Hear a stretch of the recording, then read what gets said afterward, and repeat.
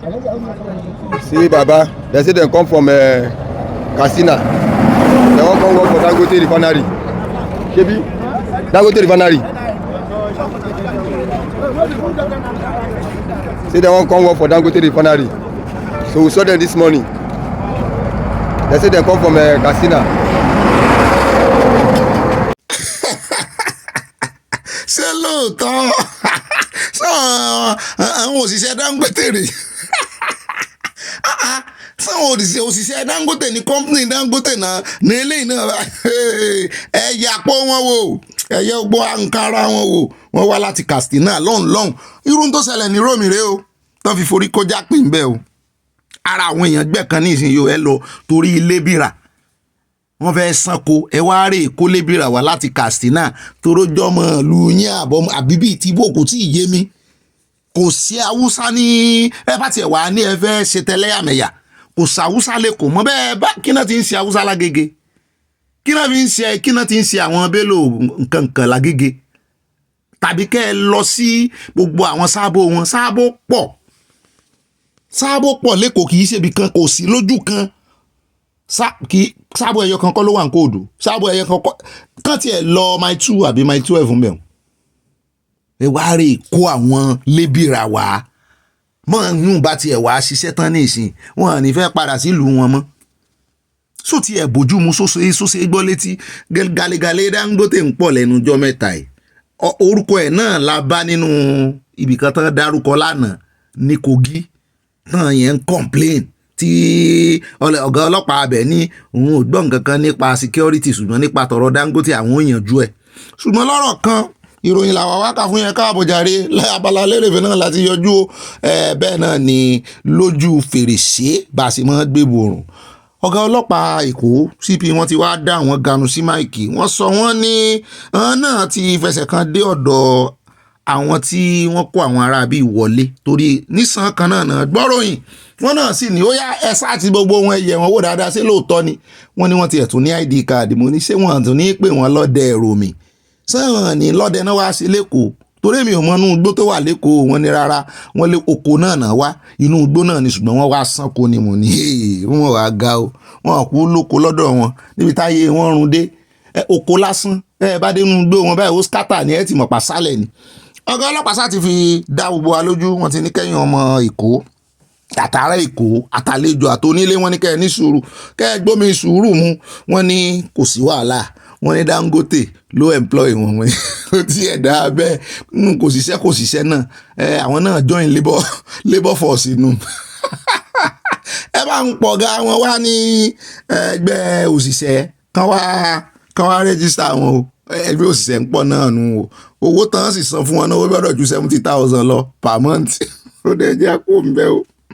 ṣùgbọ́n inú mi dùn ká tó kó ń bẹ́ inú mi dùn pé ìran Yorùbá ti sọjí wọ́n ké gbàjarè wọ́n pariwo síta pápápá ayé sì bá wa gbọ́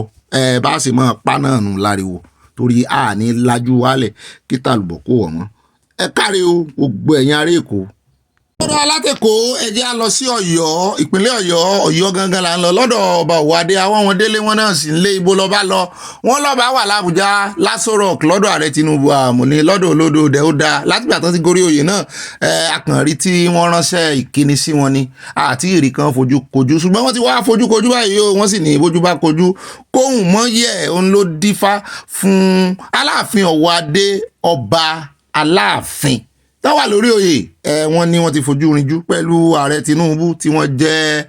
ààrẹ Nàìjíríà wọ́n sì sọ wọ́n náà gbà wọ́n lálejò wọ́n wà dánìkan rin o wọ́n lọ pẹ̀lú àwọn ọba aládé ẹ̀bẹ̀ náà ni àwọn ìjòyè kan náà tẹ̀lé hàn àwọn ẹ̀ńtọ́rájì pọ̀ lọ rẹpẹtẹ a sì rí fọ́tò táwọn àti ààrẹ Tinubu àti olórí tí wọ́n jọyà ń rẹ́rìn síra wọn náà ni mo ló dá bẹ́ẹ̀ kó sí ti fi ń ṣe èèyàn bó ti ẹ̀jẹ̀ pọ̀rọ̀ kan ń jà rìnrìn lórí ọ̀rọ̀ ta ni ó jẹ alága àwọn ọba aládé lọ́yọ̀ọ́ Ọ̀yọ́ state wọ́n ló fẹ́ dá ọwọ́ wulẹ̀ wọ́n fẹ́ yí ọwọ́ òfin padà wọ́n ní Olúbàdàn láwọn ò ní gbà pé àwọn yìí ṣe second class bóun náà ṣe fà wọ́n sí bóun náà ṣe fi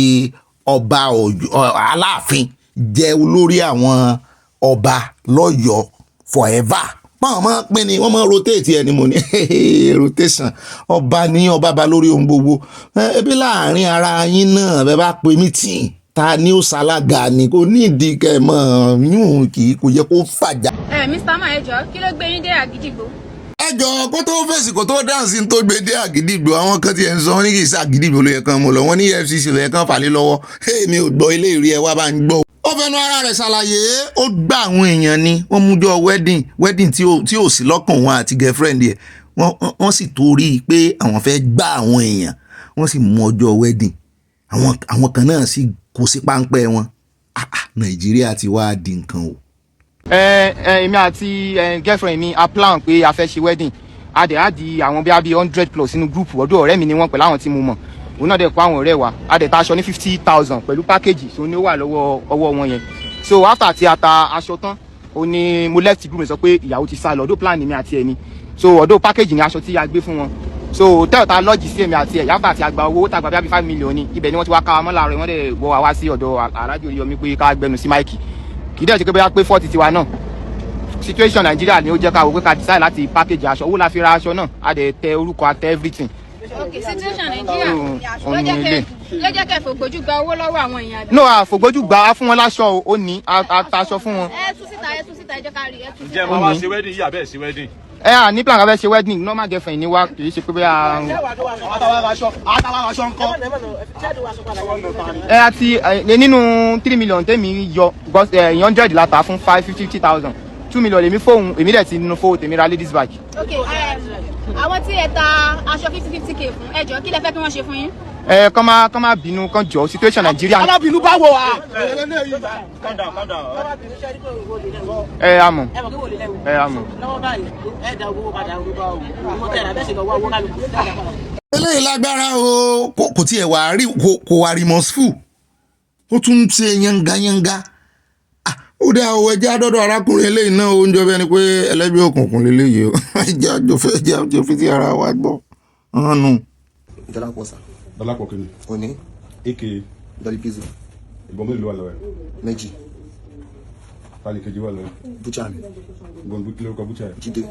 Jídé alias. Jídé Viper. Jídé Viper òun ló gbé sá lọ. irú ìbọn wo ni. Pistol. round mélòó. 8 rounds. English pistol àbí. Bẹ́ẹ̀. that is Beretta. Bẹ́ẹ̀.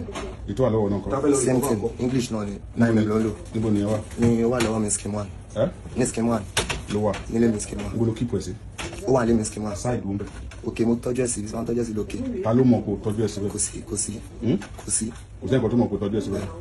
kò sí ẹ̀kọ́ tó mọ̀ kó tọ́jú ẹ̀ síbẹ̀ tábà dé bẹ́ńsì àmàrí. o dẹ̀ sure pé tábà dé bẹ́ńsì àmàrí. but ìbọn tá a gbọ́n pé ìbọn márùn-ún ló wà lọ́wọ́ ẹ̀. No, ẹ̀gbọ́n ló mọ̀ ní most. Mo lè parọ́ fún yín. ìjà olè ń jà lọ́wọ́. Mo ò involve nínú ìjà kankan wọ́n jà lọ́wọ́ lájà so torí àwọn nǹkan tí mo ti involve tẹ́lẹ̀ ní school kan tó lé mi ń bàdàn poli so ìtorí ẹ̀ ń tó mo jẹ́ popular àwọn èèyàn dẹ̀ mọ̀ pé mo ṣe àyè. court group wo ló. Àyè so. okay now báwo ló ṣe kẹ́tì bọ́ọ̀lù. Mo rà ní. lọ́wọ́. Mo rà ní oníbàdí nǹkan tó jẹ́ militant. níbo. Ọmọ Niger Delta ni so ìgbà tó wá sí Èkó ni mo rà lọ́wọ́ ẹ̀. mélòó ló wà lọ́wọ́ ẹ̀. Méjì náà ni. Beretta méjì. Bẹ́ẹ̀ni. ẹ̀yin mélòó lẹ́ ń lò. Èmi àti. ẹ̀yin òbí ẹ má wulẹ̀ kọ́ ha ó normal is a normal thing ní Nàìjíríà ní ìsìn pàápàá jùlọ lẹ́kọ̀ọ́ mo tún rí fọ́nrán kan náà níbi tí àwọn boys wọ́n ti ń pariwo níwájú Ọ̀pẹ́bọlò gómìnà wọn ní Ẹdó wọ́n láwọn ò ṣe kóòtì mọ́ àwọn ò para àwọn ọmọ ó ti sú àwọn ọmọ nìyẹn ó ti sú yín yóò tó sú wọn lẹ́kọ̀ọ́ náà ṣùgbọ́n ó ń jọ bí ẹni wípé wọ́n sì ń gbádùn ara wọn lẹ́kọ̀ọ́ àwọn ọlọ́pàá náà sì mọ̀ wọ́n wọ́n lè mọ̀ wọ́n náà wọ́n ń fly kọ́lọ̀ wọn sóríṣiríṣi ṣùgbọ́n ẹ mọ̀ kọ́ ha o kò sí ní tán fi ṣe o àwọn bàbá àṣàlẹ̀ ó gbà jáde kò sí nǹkan kan tán fi yàn kankan ṣe mọ society tẹ wà níbi táwọn ọmọdé àwọn ọmọ primary school tó ti ń join wọn ibà àmúròyìn kan wá fún yín tó ń sin àwọn ọmọ ọlọ́mọ ń gbẹ́rẹ́ ní kinní tí àwọn òbí ẹ̀yin òbí ẹ mọ̀ wo ara àwọn ọmọ yín ẹ mọ̀ náà kéré jù o bẹ́ẹ̀ bá rí máàkì tí ò yé yín ẹ mú wọn lọ school wọn mọ̀ ń ò sì mọ àwọn tó ń fún wọn máàkì wọn á kàn ní ẹlẹgbẹ́ àwọn kan ó sáwọn ń gbẹ́rẹ́ ìyẹn náà mọ ẹni tó wọ́n kàn initiate àwọn ọmọ sí àwọn ọmọ kéékèèké ẹ gbọ́ gbogbo ohun tó sọ wọ́n ti rusticate ẹ̀ school rí ní poli Ìbàdàn fine boy ó kó kí náà ń fi máa ṣe bí ìbá ṣe pọ́n fi ń pààyàn iṣẹ́ ibi náà fi ń ṣe. àwọn celebrity yìí sì pọ̀ nù wọn ó rẹ já kó bẹ́ẹ̀ já sáré dé inú ìròyìn lórí ọ̀rọ̀ tó ṣẹlẹ̀ ń jẹta tí kan náà táwọn àmì ń pariwo àfifọ́nrán wọn hàn yín ìmíì tún ti jáde ṣùgbọ́n àwọn ọ̀gá wọn deny ẹ̀ wọ́n ní kò sí ní tó jọ wọ́n ní kàkà bẹ́ẹ̀ àwọn làwọn lé àwọn Boko Haram léré tí ìmíì gbé ọta lọ lára wọn sọ bóyá wọ́n pa rárá nù àwọn Boko Haram wọ́n ní ṣùgbọ́n pé wọ́n pa àwọn ọmọọṣẹ́ àwọn wọ́n ní kò jọ ṣùgbọ́n àwa náà wàá fẹ́ mọ́ wádìí ohun gbogbo dájú ẹ bá nínú ìròyìn lónìí o báwọn ọ̀gá ológun ṣe deny bẹ́ẹ̀ náà láàṣì ohun ìkànnù tó rà àròjù rẹ̀ èèyàn anybody ló lè ṣe fídíò lóòótọ́ bóyá ó súnmọ́ agbègbè ibi tí ìṣẹ̀lẹ̀ kan ti ṣẹlẹ̀ ó lè ṣe fídíò àròjù ẹ̀ bẹ́ẹ̀ náà ló ń ké àwọn kan ṣùgbọ́n a mọ ẹni tó post ẹ̀ ń táwa náà fẹ́ máa ṣe ní ìsinyìí torí èmi náà ń wádìí déètì ṣe kókó torí ń táwọn ọ̀gá ológun sọ ni wípé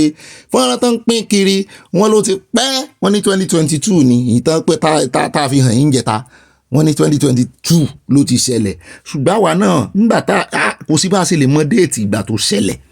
ṣùgbọ́n torí ìwádìí wa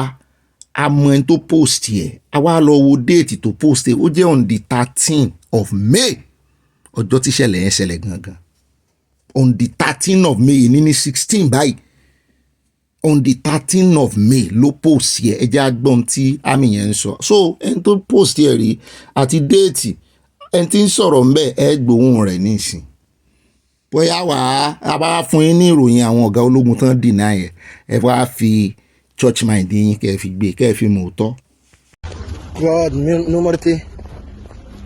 God Boko Haram dey dislodge us oh God my Lord oh God my Lord Boko Haram dey pack everything go it's normal all this sir oga normal no sir me I no get load I dey tell you I dey go they burn our MRAP they pack everything see our MRAP here oh God this guy don get equipment for Marito God yes sir hi sir kai see these guys dey do with us o kai see the Boko Haram they burn our motor all they pack everything here see my motor God I thank God for life see my motor I thank God for my life see my motor. wo àwa gan bọ́ dúpẹ́ fẹ́mi rẹ o ẹni orí yọ ó dilé ṣùgbọ́n àwọn ọ̀gá yín ní kò rí bẹ́ẹ̀ o Nàìjíríà àwọn ọ̀gá yín ní ò rí bẹ́ẹ̀ o ẹ̀rì ìdán lóhùn o àwọn ò lè sí tá a fẹ́ bá yín fún wọn o wọ́n ti ní ò rí bẹ́ẹ̀ wọ́n ní wọ́n pa kankan nù yín o wọ́n ní kò ṣẹlẹ̀ o wọ́n lẹ́yìn lẹ pa wọ́n o wọ́n lẹ́yìn lẹ gbéná wojú Boko Haram o wọ́n lẹ́ẹ̀sì ní nǹkan ogun wọ́n náà kó nǹkan ogun tó lè gbẹ̀mí Boko Haram wọ́n náà kó fún yín ṣé lóòótọ́ ni àbí ìwọ ló ń parọ́ fún wa ká ní ká gbàgbọ́ nù yín báyìí wọ́n ti ní ká mọ́ dúró ìkànnù wọn. ṣùgbọ́n ìdí tí àwa náà fi lè gbẹnu sí ọ̀rọ̀ jù bó tiẹ̀ jẹ́ wípé a rí nǹkan arímọ́tò ológun ṣùgbọ́n àròjù ẹni tí ń sọ̀rọ̀ òun náà mo sì mọ̀ pé yóò mọ̀ fojú ara rẹ̀ pamọ́ ni ṣùgbọ́n a rí wípé nínú òjìji rẹ̀ òun ní í ṣe fídíò nǹkan ogun sì wà lára rẹ̀ mo rí kinní kan bí ọ̀pá ẹ ti rí báwọn mo rí kinní kan bí ọ̀pá nú òjìji rẹ̀ la fi rí i pé èèyàn ní sọ̀rọ̀ kì í ṣe rọ́bọ̀tì ṣùgbọ́n a lè sọ bóyá àmì gangan ní sọ̀rọ̀ ṣùgbọ́n múra rẹ̀ fẹ́ fi hàn. bẹ́ẹ̀ náà ni fọ́nrán tẹ̀ ń wo gbajúmọ̀ òṣèré ni Mercy Johnson láwọn èèyàn bá ń gbàdúrà fún pé só rẹ̀ ni só ṣàìsàn ni ó ti rù ó ti ṣe mú ní kó mọ́ rú kìnní kan tán náà ń ṣe káàkiri ní ìsìn tí mú wọn tètè jó mú ní Mercy Johnson ò sì sanra kò sanra bóòlù sì wá rí báyìí wọ́n ní tọkọ rẹ̀ bá ti fẹ́ bẹ́ẹ̀ ẹ gbọ́ kí náà ń lò ní ìsìn náà. ṣe rí iṣẹ́ National Assembly ó yé mi now let me say something here mo dẹ̀ fẹ́ jẹ́ káwọn èèyàn gbọ́ there is no honourable member in the National Assembly as of today quote me anywhere and I'm saying it publicly. tó bá jẹ́ honourable member even from this federal constituency we have 9 honourable members from Osun State kò sí honourable member kankan as of today láti gbà tí Tinubu ti débẹ̀ tó ní constituency project less than £1 billion. ṣẹ̀rí tẹ́lẹ̀ kò pọ̀ tó yẹn wọ́n ṣẹ̀ṣẹ̀ bẹ̀rẹ̀ ní last year ni there is no honourable member tó bá lọ sí Abuja lónìí bóyá wọ́n ṣe yọ subsidy táwọn governors wá ń rí more funds làwọn senators and honourable members náà ní more funds. There is no honourable member in Nigeria today who has a constituency project of less than ₦1 billion. Quote me anywhere. So when you say an honourable member tẹ ẹ ránṣẹ́ tó bá ń ṣe nǹkan ẹ má rò pé owó ọwọ́ ẹ̀ ló fi ń ṣe o. Ṣé rí President Bola Ahmed Tinubu in his wisdom wọ́n fẹ́ jẹ́ kí ayé kó káwọn èèyàn kó rọrùn fáwọn èèyàn bá ṣe ní rọrùn. ó tó ọbẹ̀ la fẹ́ gbọ́ ẹ mọ̀ wulẹ̀ tí tiwa bọnú politics tó bá ti fẹ́ wọn sọ politics náà náà máa dánu owó tẹ̀ ń gbà ó dá ò ń dà àwọn aráàlú náà sì náà máa gọ́ra wọn àwa ti gbọ́ tọ̀rọ̀ tá a fẹ́ gbọ́ ṣùgbọ́n ó ti fẹ́ mọ̀ tiwa wọnú politics yẹn kọ́ la fẹ́ wá ó ti fẹ́ mọ̀ sọ pé èèyàn kan ṣe dáadáa èèyàn kan wọ́n bá ṣe dáadáa só yẹ kán máa kówó lé àwọn tán mọ̀ pé wọ́n à ní fi jíṣẹ́ lọ́wọ́ abẹ́ ẹ̀mọ́ túmọ̀ ẹni só yẹ kán máa kó owó lé àwọn tán mọ̀ pé wọ́n à ní fi jíṣẹ́ só yẹ kán máa kó owó aráàlú lé wọn lọ́wọ́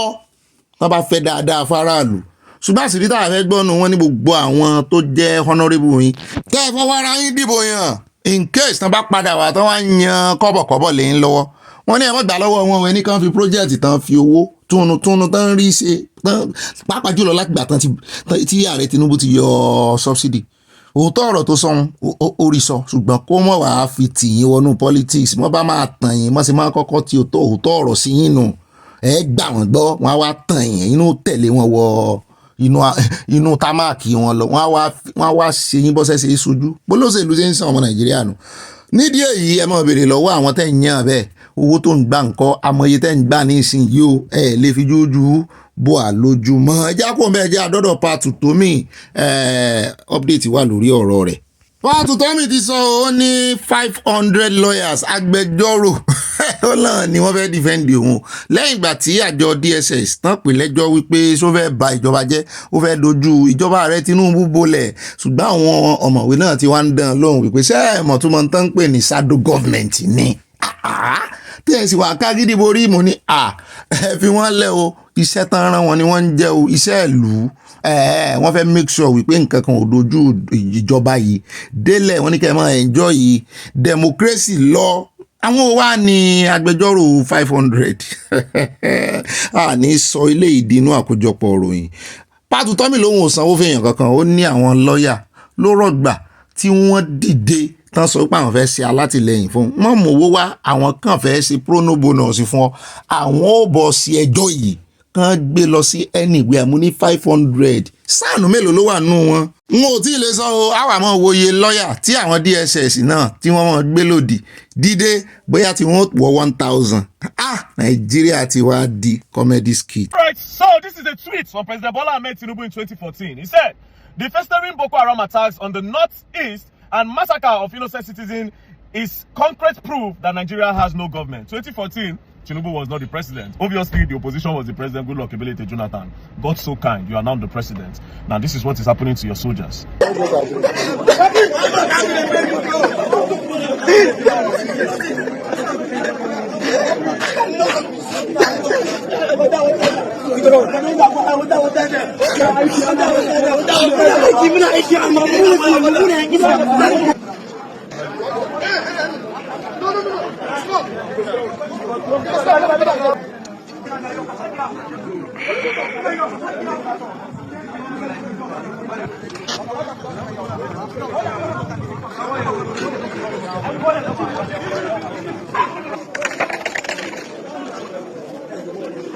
Wala kana zama nan za zo kashe ka yau nan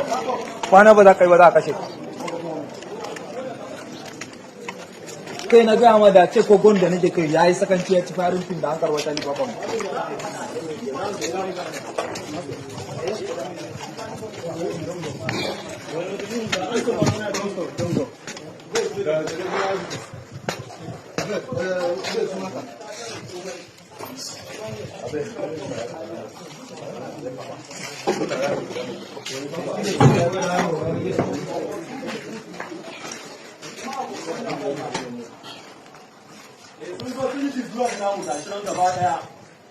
They don't pack everything. Ba sa kada dakin ka ba.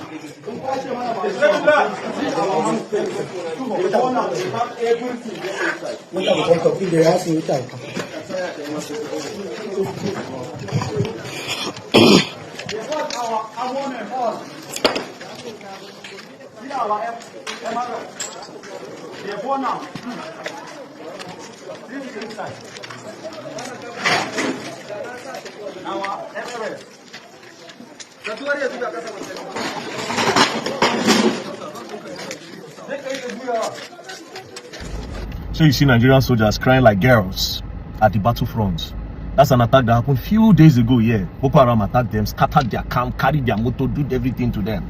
Can we now say that Tinubu regime has no government? Because he said that in Goodluck Ebele Jonathan's regime. You said that. So stop it. Put a stop to it.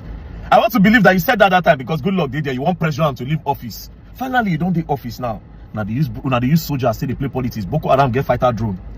Drone where get gun, they fight army. Boko Haram get fighter drone. Nigerian army no get. Using the armies to play politics. Using innocent life to play politics. After all now, when I go buy weapon, they go make small money from buying weapons, from importing weapons to use to fight Boko Haram. So if they stop the war, how would they make money?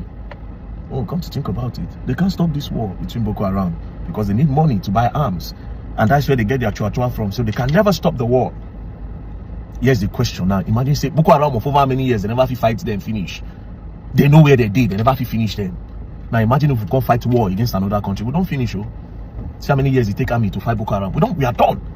Somebody say, but if you are fighting another country now, that other country they wear uniform, so we know who we are fighting against. But Boko Haram they go on mufti, we don't know who we are fighting against. So if those people wear mufti, and don't forget, other African countries they look like us. Other West Africa they look like us. So what are you saying? We just pray to God. Say another country no follow us fight for because we are done. Again. There's no government in Tinubu regime because he said that in 2014, meaning this government, they are not useful to us. And if the government is not useful to us, they are what? Use. See, like, and army, shout out to all the people where they don't lay their life. Shout out to all you guys. May God comfort you and to the heroes where they don't fall. Rest in peace and God bless you. That's all I can say.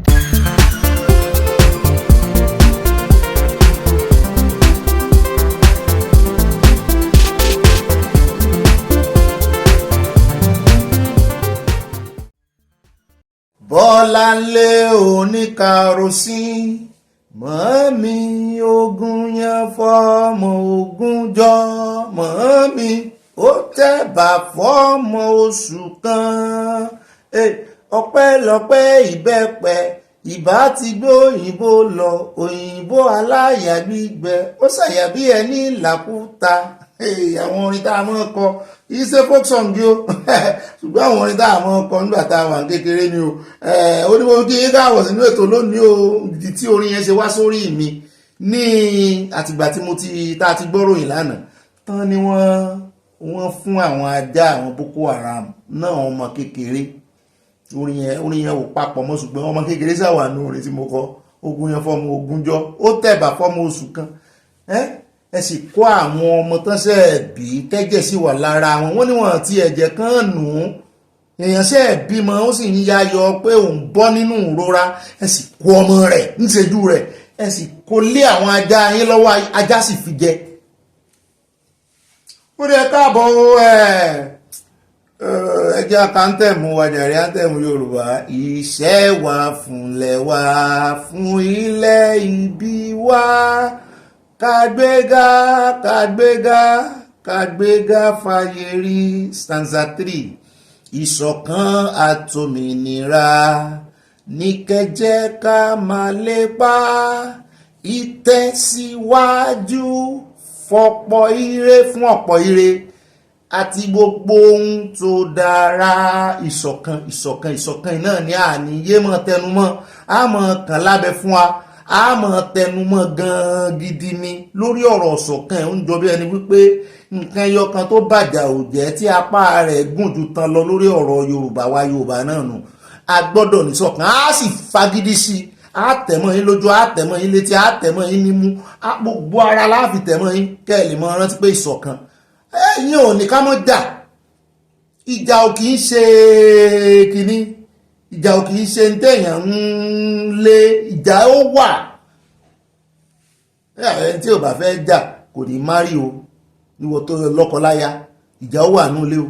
ọmọ àti bàbá gan ń jà ọmọ àti ìyá ń jà kò gbọdọ̀ sí ìjà ó wà o ṣùgbọ́n ẹ má jẹ́ àfihàn kan kún ìjà ẹ má jẹ́ àfisán náà ní ẹ má jẹ́ àfi ẹ̀tanú ìlara ẹ má jẹ́ àfikún ìjà tàbá jẹ́ àmọ́ jàjà fẹ́ it is time ẹ jẹ́ ká change gbogbo narrative tó ń pín kiri lórí ọ̀rọ̀ Yorùbá Yorùbá náà jẹra wọn lẹ́sẹ̀ ṣé Yorùbá ìwà jẹra wọn lẹ́sẹ̀ lóòótọ́ ni Yorùbá ń jẹra wọn lẹ́sẹ̀ ṣùgbọ́n ẹ jẹ́ ká change ẹ̀ we must change that narrative ẹ mọ̀ sì jẹ́ ká mọ̀ place ọwọ́ àwọn tọ́mọ̀ fẹ́ dáàrin wọn àrùsẹ́ rí bí ọkọ àtayá bá wá ní ìsìn tó bí ìfẹ́ sọ nǹkan kan lórí kìíní yìí o ó kàn gbé mi nínú báyìí o ṣé rí tí ọkọ àtayá bá wà ẹ jẹ́ ń fọkọ àtayá ṣe sample yóò tètè yí a dáadáa tí wọ́n rí pé bóyá ìyàwó wọn bínú àkọ́kọ́ wọn bínú ìkànnì wọn sá wọn bínú ìyàwó rẹ ti ká ní obìnrin ló ń bínú ẹni máa bínú ìwọ ọkọ rẹ ni máa ká ní obìnrin máa complain pé ọkọ òun máa bínú ní tọkọ òun máa ṣe tó fi máa bínú ó máa ṣe nǹkan kan tí máa bí òun nù òun sì ti mọ̀ pé tóun bá ṣe kinní yẹn yóò bí ọ́nù ó tún wá ṣe ó tún wá ìwọ náà wá gbà kó bí ọ́nù ìwọ ló ní gbà ẹni tí ń ṣe nǹkan tí ń bí ọ́nù yóò mọ̀ tẹ̀sán mọ́ yóò mọ̀ tẹ̀ra mọ́ láti mọ̀ ṣekú bí ọ́nù ìwọ ló ní gbà nítorí ẹ̀ gbogbo àwọn tó wá kinní kan ju ìkan lọ kinní kan sọ wípé kán mọ́ jìjà supremacy ẹ̀gbọ́n gbọ́dọ̀ máa yẹ ẹ̀gbọ́n àbúrò gbọ́dọ̀ mọ àyè àbúrò ló ṣe jẹ́ dáì that's the only thing ó ṣe jẹ́ dáì lẹ́yìn dá àti pé ó ṣe wá ń bí àwa ó ṣe wá fẹ́ wọn bí àwa nígbà tá a ti mọ̀ pé wọ́n fẹ́ fi kíní ìtọ́jà ni nígbà tó ti mọ̀ pé wọ́n fẹ́ fi kíní ìfà ọ̀sẹ́yìn inú àrùn ìrìn àjò rẹ̀ ó dàbí ẹni tán ríran sí mo ló ti ṣe mí rí mo ti sọ́rí tí wòlíì kan ríran sí mi lọ́jọ́ sí pé mọ́jà ò ìjà kan ń bọ̀ ní ọ̀sẹ̀ tí ń bọ̀ ó tún sọ kò sọjọ́ ṣùgbọ́n ó sọ wíìkì mọ́jà ò ìwọ arákùnrin mọ́jà ò mo ní mo ti gbọ́ ọ ní ó ti ẹ̀ dá ìjà ó kù bíi ọjọ́ bíi mẹ́rin mo tutù ju imú ajá lọ mò ń lẹ́sọ̀lẹ́sọ̀ ni mò ń ṣe wọ́n bú mi wọ́n ń gún mi mo ti ẹ̀ wọ́n sì fún mi lára ó kù bí ọjọ́ kan wọ́n sọ déètì o ṣùgbọ́n ọ̀sẹ̀ tán sọ yẹn ti fẹ́ ọjọ́ kan kó kọjá èèyàn ìbá dé ó tọ́ mi lọ́rùn débi pé mi ò sọ mi ò sọ nǹkan kan igbó ò sú mi ó sì jẹ́ lórí ráìtì mi àṣé wọ́n fẹ́ lò ó ni ó sì jẹ́ lórí ráìtì mi ló bá dé ní ọ́fíìsì mi ó fà ńlá sọ báyìí tó di rántó nígbà tí mo wá rí pé ó ti sú mi mo bá rántí iṣẹ́ tán jẹ́ fún mi pé wọ́n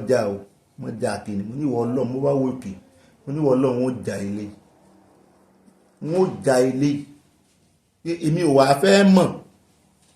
ní tí ó ṣẹlẹ̀ o tí n bá jà tán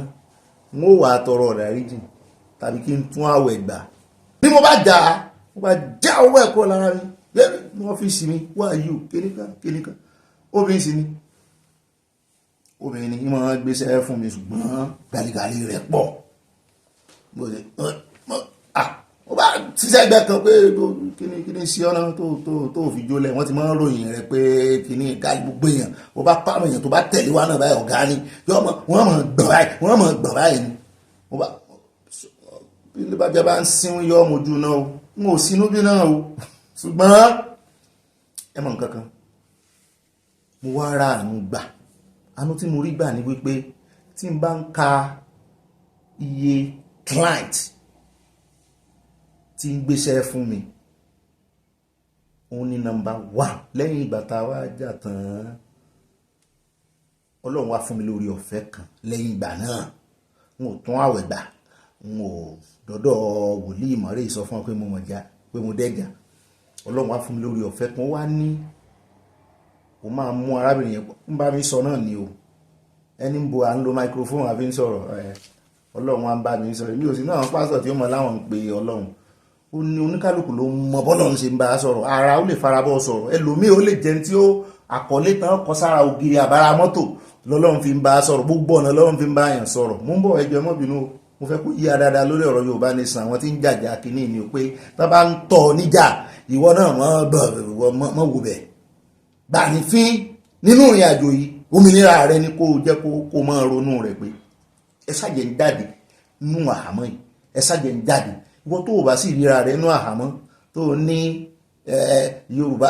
inú àhámọ́ ni ó dìgbà tá a bá gbòmìnira ó dàbí ọ̀rọ̀ driver tó máa sọ wípé ìwọ tó fẹ́ kọ́ driving read the next person gẹ́gẹ́ bí wèrè tó o bá rí wọ́n mọ̀ pé mọ̀mọ́ rẹ̀ ó drive àwọn iye kan rẹ̀ ó drive àwọn ẹbí rẹ̀ ó drive mọ́tò míì tí wọ́n náà ó drive míì ẹlẹ́jọ́ pàdé ọ̀rẹ́ rẹ̀ náà ẹlẹ́jọ́ pàdé ọ̀gá rẹ̀ gan wọ́n ní kó rí bí wèrè kí wọ́n lè ṣe kí ni kò lè mọ dọ́ọ̀jì fún wọn ó fẹ́ wá gbá mi wọ́n ló dọ́ọ̀jì ò ní dúró fún torí ẹ̀ náà ṣe ni mọ́ rí ẹni kejì bí ẹni tí orí rẹ̀ ò pé so ìwọ ó yà fẹ́ nítorí rẹ̀ ò pé ẹnì kejì náà rí wọn náà gẹ́gẹ́ bí ẹni tó rí rẹ̀ ò pé wọ́n náà jẹ́ àyà fúnra wa tá a fi rọ́nà lọ ọ̀rọ̀ tí mò ń bá bọ̀ Ọlọ́run bá ní òun ó taari ọmọbìnrin yìí sí ọ lẹ́ẹ̀kan sí kò fẹ́ gbéṣẹ́ ìwà ó níṣẹ́ tó fẹ́ wá gbé fún ọ ṣùgbọ́n tó fẹ́ yóò túbọ̀ fa wàhálà o ṣé ẹ rí bó ṣe dé báyìí ó ní ṣùgbọ́n bó o bá lè lo ọgbọ́n tó o sì rẹra rẹ lẹ̀ ó ní n ó jẹ́ kí wà á tiẹ̀ kẹjọ mọwọ́ ara yín kì í ṣe pẹ̀kínpẹ̀kí ọ̀dàwọ̀ o n ó jẹ́ kẹ́ ẹ lẹ̀pọ̀ lórí business bó ṣe dé báyìí mo bá ní màdán lónìí náà bá ń bẹ̀rẹ̀ àwọn akọ àwàdà tí ò dénú mi wọ́n ṣàpá lẹ́rìn wọ́n pàpà rẹ́rìn tó bá ní you are the one that cause it jàre kìíní kan even this job I didn't want to bring it but there is another job I didn't come because of this job o iṣẹ́ tiẹ̀ gangan ló gbé wọ́kàn wá fẹ́ fi ṣe voice I didn't come because of this job o so I will do this one free say madam do it free as you are the owner of the studio ṣé ẹ rí iṣẹ́ tí ó tẹ̀lé báyìí ó gọbọi àwọn iṣẹ́ tí ń tẹ̀lé gọbọi báyìí ni nítorí ẹ̀ jọ mọ́ bọ̀n síran kan tẹjúmọ́ ibi tó ń lọ tẹjúmọ́ láwọn ní yóò dẹ̀ káàbọ̀ lẹ́ẹ̀kan sílẹ̀ mo fi kí a káàbọ̀ sínú ìròyìn tó ní ìpàdé ọlọ́mọlé kò sáàyè kíkí ẹmọ́bìnrin àti gba táìmù jù lórí ọ̀rọ̀ yànjú àmọ́ fi sínú ìròyìn báwọn náà ni alákọ̀ọ́kọ́ ní ìròyìn wa tò ní ilé ìgbìmọ̀ asòfin là ń lọ níbi tó ti ní ó di dandan wọ́n fẹ́ pa ń dandan torí ó ti scale irọ́ ó sì di second reading ni wọ́n fẹ́ pa ń dandan fún gbogbo ẹ̀yin ọmọ Nàìjíríà lélóko lẹ́yìn odi pé ẹ gbọ́dọ̀ mọ́ dìbò àìdìbò anybody báyìí ẹ̀wọ̀n oṣù 6 àti 10,000 fines tí ọmọ Nàìjíríà bá bẹ̀rẹ̀ sí pariwo látànà pé ẹ̀ mọ́ tí ń ṣe ta ni ó dìbò ìbò ọjọ́ ìdìbò làwọn boys ní ìfimọ́ ń gbá bọ́ọ̀lù ọjọ́ ìdìbò náà mímọ́ ń káṣọ síta ló mọ́ fọṣọ àwọn nǹkan ò ní jáde wọ́n lẹ̀kì mọ́lé ni lọ́jọ́ ìdìbò tó yẹ pé ẹ̀yin olóṣèlú tẹ́ ń fi tipátìkú kò mọ́ àwọn èyí pé káwọn wá máa dìbò ṣé wọ́n ka ẹ̀ka àyàn ní káńsù àbí ní wọ́ọ̀dù yín wọ́n láwọn èèyàn ò pé ni níwájú àdá tẹ́ ẹ mọ́ kún àwọn tọ́ọ̀gì yín ta káwọn wá máa dìbò òdà à ń bọ̀ ń bẹ̀ àwa náà á bá wọn fẹnu sí bóyá ó tọ́ bóyá ó yẹ bóyá wọ́n ń wèsì táìmù wọn ni tí wọ́n fi ń fẹ́ mọ́ dámọ̀ràn lórí àbádòfin wípé ẹni tí ò bá dìbò kí wọ́n fi sẹ́wọ̀n mo ní irú òfin wo lélẹ̀ nígbà tí àwọn oríṣiríṣi òfin míì wà ń bẹ̀ òfin míì tó wá dá tí èmi láìkí tí ó ń gba táìmù sí eléyìí náà ti dé second reading ní ìsìn ó ní wípé wọ́n ní wọ́n fẹ́ pa ní dandan báyìí fún gbogbo ọmọ Nàìjíríà lórí ọ̀rọ̀ mọ́tò kò sí tòkunbọ̀ tó gbọ́dọ̀ wà Nàìjíríà mọ́ mọ́tò kankan ò gbọ́dọ̀ ó tòkunbọ̀ ó tuntun o mọ́tò kankan ò gbọ́dọ̀ wọ Nàìjíríà mọ́ mọ́tò tó ń ṣe ní Nàìjíríà ló gbọ́dọ̀ mọ́ lò mọ́ ní n tó bá mú ìjọba àti àwọn aṣòfin fẹ́ gbérù gbèsè a jẹ́ wípé àwọn náà ti rẹ́dì láti kó gbogbo mọ́tò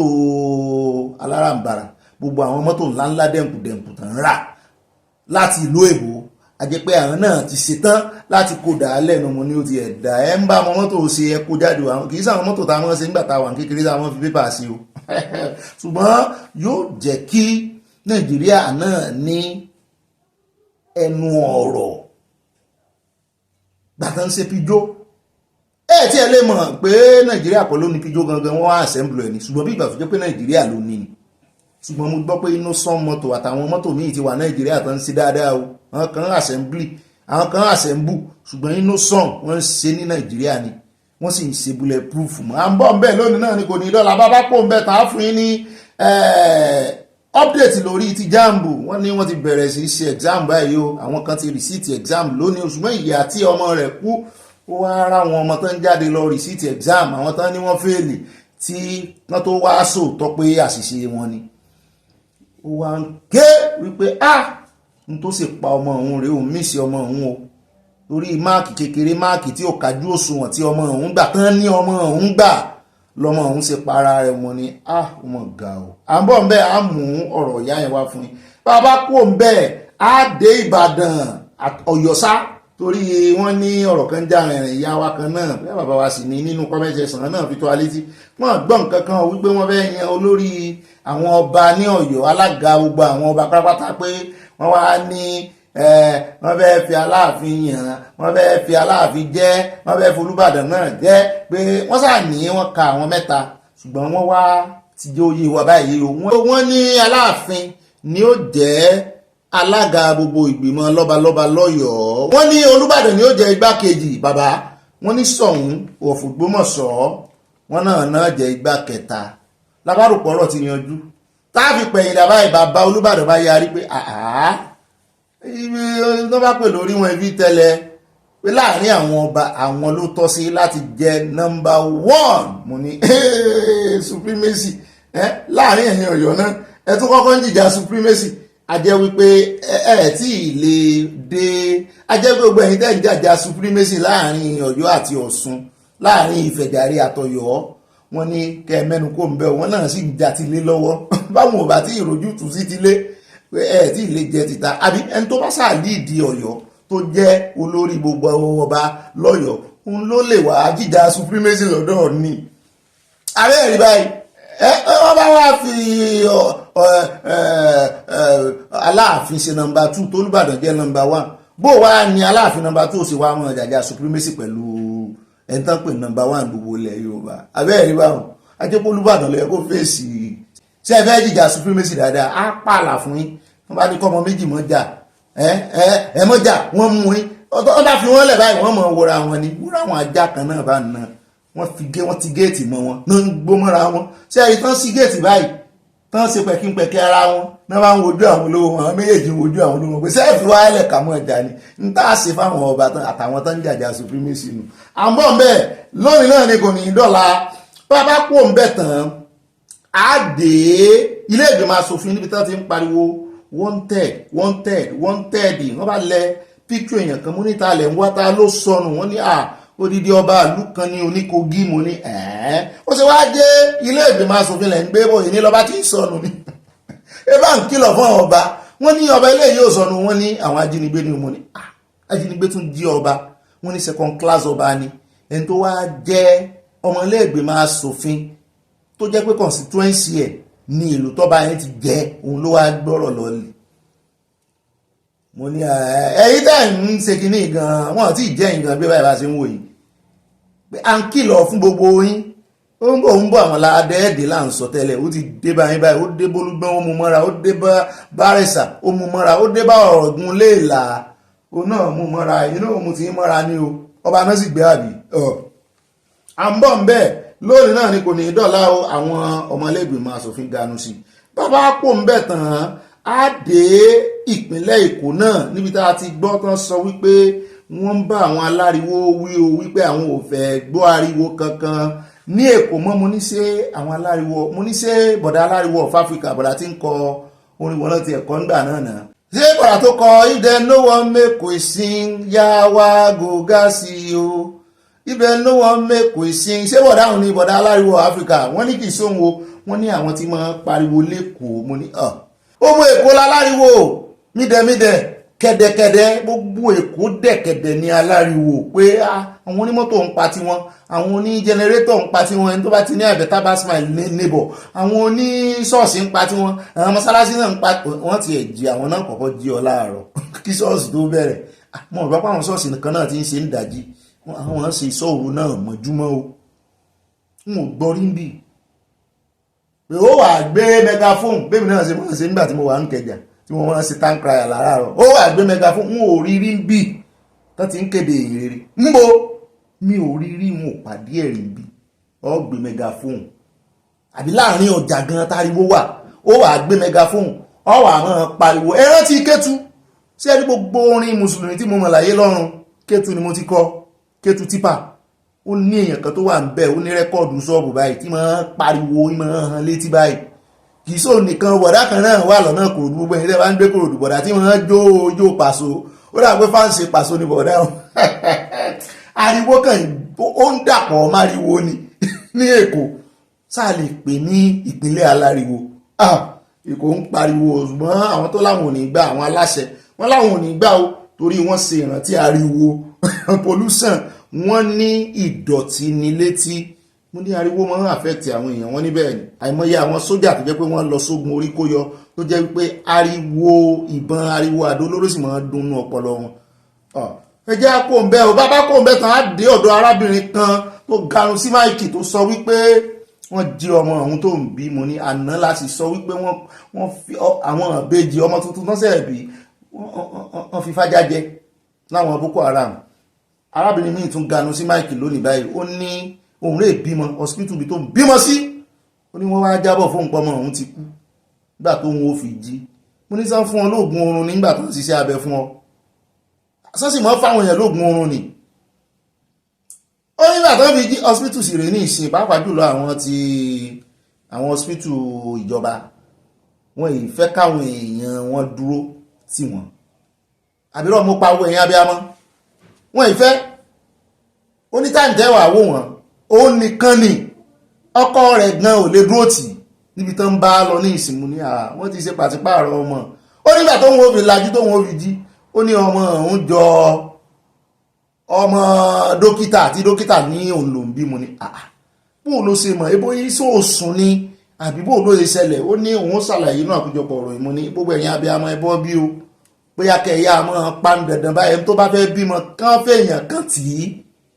tàbí kí hospital yẹn ní CCTV camera tó bá ti fẹ́ káwọn èèyàn wà ńbẹ̀ kán sì ṣe fídíò gbogbo ìhòòhò mọ́ ní obìnrin mọ́ bímọ wọn lè ṣe fídíò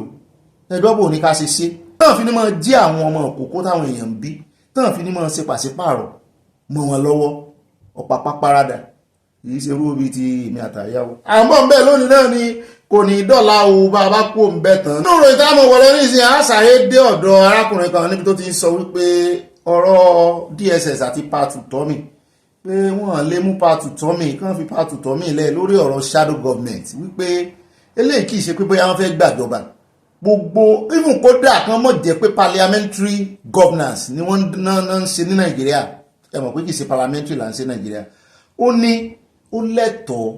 kí opposition wà kó lẹ́nu ọ̀rọ̀ ó ní opposition government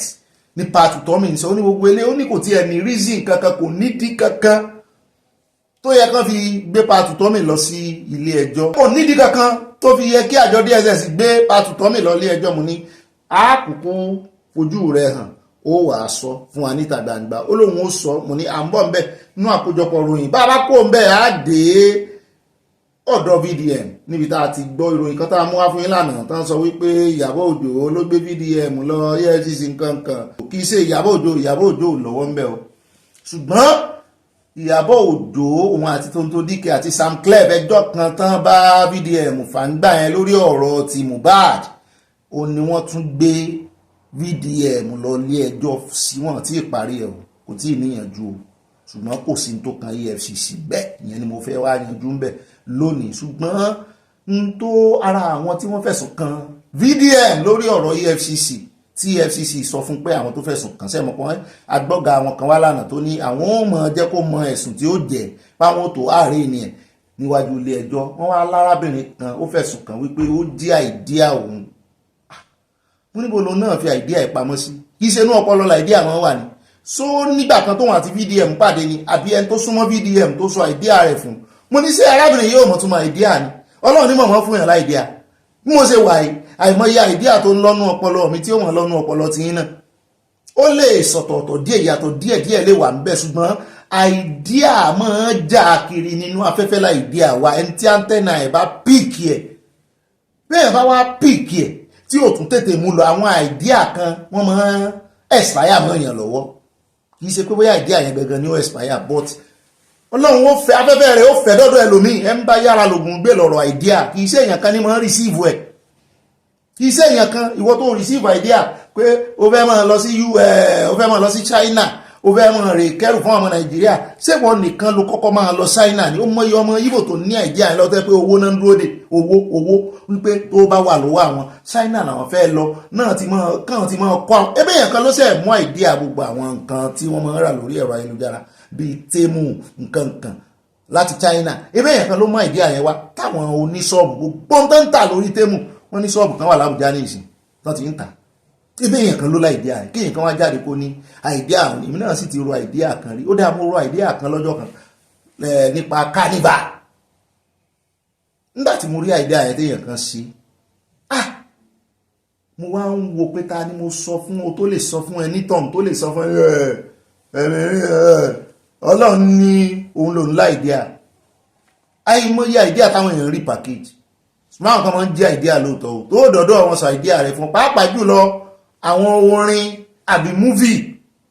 wọ́n ti ẹ̀mọ́ jẹ́ àìdíà lọ́dọ̀ àwọn onímúvì àìyá oríṣiríṣi múvì ẹlòmíì tó jẹ́ pé òun lẹ́lòmíì fi ṣe múvì sórí ẹlòmíì tó sọ fún àwọn kan good wọ́n fẹ̀sùn kan àwọn olórin kan náà lẹ́yìn ní Nàìjíríà àwọn celebrity kan pé orin olórin kan máa mú orin olórin kan náà àìdíà oníkálukú lẹ́lòmíì fi ń kọrin ó dà ń bọ̀ ń bẹ́ o bóyá jẹ́ àìdíà rẹ̀ ní bóyá VDM tó fẹ̀sùn kan ló jẹ́ àìdíà rẹ̀ lóòótọ́ bóyá kì í sóhun àjọ fojú àgbà wò lónìí àjọ fojú sunùkùn rárá kò ń bẹ̀ tán á dé ọ̀dọ̀ ìkànnà àwọn ọ̀gá ológun ojú òfurufú níbi tó ti ganu sí máìkì tó ti ń sọ fún àwọn agbésùmọ̀mí àwọn bandit àwọn Boko Haram pé ọjọ́ ẹ̀ǹdì yín súnmọ́lé ẹ tètè wá ronúpìwàdà báyìí ìjọba ọ̀run yín ó kù sí dẹ̀dẹ̀ pé ẹ wá kó nǹkan ogun ọwọ́ yín lẹ́ o kẹ́ ẹ wá ronúpìwàdà. mo bá pariwo pé àwọn ọmọ Nàìjíríà náà pariwo pé ìṣẹ̀lẹ̀ tó sì ṣẹlẹ̀ tán pa àwọn ọmọ ológun lọ rẹpẹtẹ wọ́n pa wọ́n lọ rẹpẹtẹ àwọn tó ń jí gbé wọ́n jí wọn gbé kí ló wá dé tó jẹ́ pé àwọn tó ń ṣe yín mọ́sẹ̀ báyìí tó ń ṣe yín bí ọṣẹ ṣe ń sojú náà lẹ́tí wọ́n ń sọ wípé kí wọ́n á kó nǹkan ogun wọn lẹ̀ tán sẹ̀ pa àwọn èèyàn yín ní ìjọba ológun bá ta mí ní pẹ́pẹ́pẹ́ wá Ọ̀gbẹ́ni Bobby síwọ̀n náà ti mọ́ gbèròyìn kò gbèrègbè ni mo ní rárá o mo ní kí ló dé kí lẹ rí wọ́n ní ìròyìn ìtàn gbé kiri láti jẹrin fídíò tí wọ́n ní wọ́n mú àwọn ọmọ ológun kan wọ́n capture wọn àti wípé wọ́n pa àwọn ọmọ ológun rẹpẹtẹ níbi tí a ti mú kan wá fún yín tó ti ń ṣí orí ẹsẹ̀ àmọ́ pé mo sọ́nù fídíò yẹn mo ní mi ò mọ déètì ọjọ́ kejì níyà wa kan ní eléyìí tó ṣẹlẹ̀ ní o ni mo ṣẹ̀ wá múròyìn wá padà fún yín ṣùgbọ́n àwọn ológun ti sọ wípé kò ṣẹlẹ̀ wọ́n ní 2022 ló ti ṣẹlẹ̀ wọ́n ní ká má lo fídíò kéèyàn kankan má lo fídíò ká sì má jẹ́ kán lò dọ́dọ̀ wa pé fídíò tó lè pa mòrá àwọn ọmọọṣẹ́ ológun wípé kì í ṣe fídíò tọ̀tẹ̀ yìí o wọ́n ní fídíò 2022 ni mo ní àwọn orílẹ̀-èdè ìròyìn ńláńlá tó mọ̀ gbé mọ̀ pọ̀ tán sọ ń pa ìtàn sọ wípé wọ́n pa àwọn ọmọ iléeṣẹ́ ológun àwọn kan tiẹ̀ ní 14 láwọn iléèwé ìròyìn ńláńlá tán ní 14 mo wá ń wò pé tá a lágbàgbọ́ báyìí wọ́n náà ní ká máa gbàgbọ́ o mo ní wọn ò wà jẹ́ yín láwọ̀ ẹ̀yìn èèyàn wa o pé wọ́n ní àwọn ní kẹ́ máa gbàgbọ́ àwọn làwọn lè sòótọ́ fún yín àwọn náà lè sọ déètì dé tá bá ń pín fọ́nrán kiri pé ẹ máa béèrè déètì nítorí ó lè pamọ́ra àwọn ọmọọṣẹ́ ológun pé ẹ lè gbọ́bì kankan tí wọ́n ní wọ́n ti pa ọmọọṣẹ́ ológun lẹ́nu ọjọ́ mẹ́ta ìbá àṣẹ àdó olóró náà ń jú o wá ní èmi náà ń wò pé gbogbo àwọn ọ̀gá yín wọ́n ṣe ń ṣe yìí kò fi hàn body language wọn ò fi hàn wípé wọ́n pa àwọn ọmọ wọn ní ọmọ Nàìjíríà ní dey play Bobby wọn náà ti ń wo one chance táwa ní ká gbàgbọ́ báyìí àwa ò fẹ́ máa gbèròyìn kò dáa àwa ò sínú àwọn tí máa gbèròyìn fake ṣùgbọ́n láti mọ̀ di ohun gbogbo káwa ohun gbogbo dájú ná ẹgbọ́n ta lẹ́yìn gbàgbọ́ anyways gbogbo ìròyìn tó bá jẹ mọ́ àti tọ̀gá ológun àti gbogbo ẹ̀ o àti tológun ojú òfurufú àti tilẹ̀ o gbogbo ẹ̀ là ń mú bọ̀ wá fún yín lónìí náà ni kò ní dọ́là o tó torí ọ̀gá ológun chief of defence náà ganu sí máìkì wọ́n ní àwọn ní nǹkan tó kojú àwọn Boko Haram bàbá tí ẹ̀ wá gba ilé tí ẹni ká mọ́ gbàgbọ́ ìbá bá sọ wípé àwa náà gbàgbọ́ àwọn aráàlú tán wá ń fi àdó olóró pa káàkiri ńkọ́ séyẹn náà tún true ni àwọn ẹbí wọn mọ̀ sọ̀rọ̀ àwọn èèyàn mọ̀ sọ̀rọ̀ ńbẹ̀ séyẹn náà tún true ni ẹ̀yin ológun à ń bọ̀ ńbẹ̀ lónìí náà ni kò ní dọ́là ṣùgbọ́n ó gbọ́ ẹ̀yin tá a bá ń gbé ìròyìn fògànà náà tẹ́ ẹ̀ wádìí ẹ̀ dáadáa sí àwọn pàmòkù náà wà fún ìlànà níbi tí helicopter ti ń ṣe kínní táwọn ọlọ́pàá náà ní A report by the World Bank indicates that Nigeria's state-owned oil company, the Nigeria National Petroleum Company Limited, has remitted only 50% of the gains generated from the removal of subsidy on petrol. And the report launched recently stated that alákùn mẹ́ta á dé ọ̀dọ̀ ìkànnú àwọn tí ó mojú ẹ̀ dáadáa World Bank sọ̀rọ̀ lánàá nípa àṣírí kan lórí ọ̀rọ̀ NNPC tó tún wá ní àwọn àṣírí lọ́wọ́ tó ti wá ń jáde o wọ́n wá ń fẹ́ lójú wọ́n ń jẹ́ ká mọ̀ wípé ọ̀rọ̀ NNPC ìjọba gbọ́dọ̀ tójú bọ̀ àmúbọ̀ àfún ilé náà ni kò ní dọ́là ní rí jù báyìí lọ́nu gbogbo àwọn àkórí ìròyìn wa ní pápá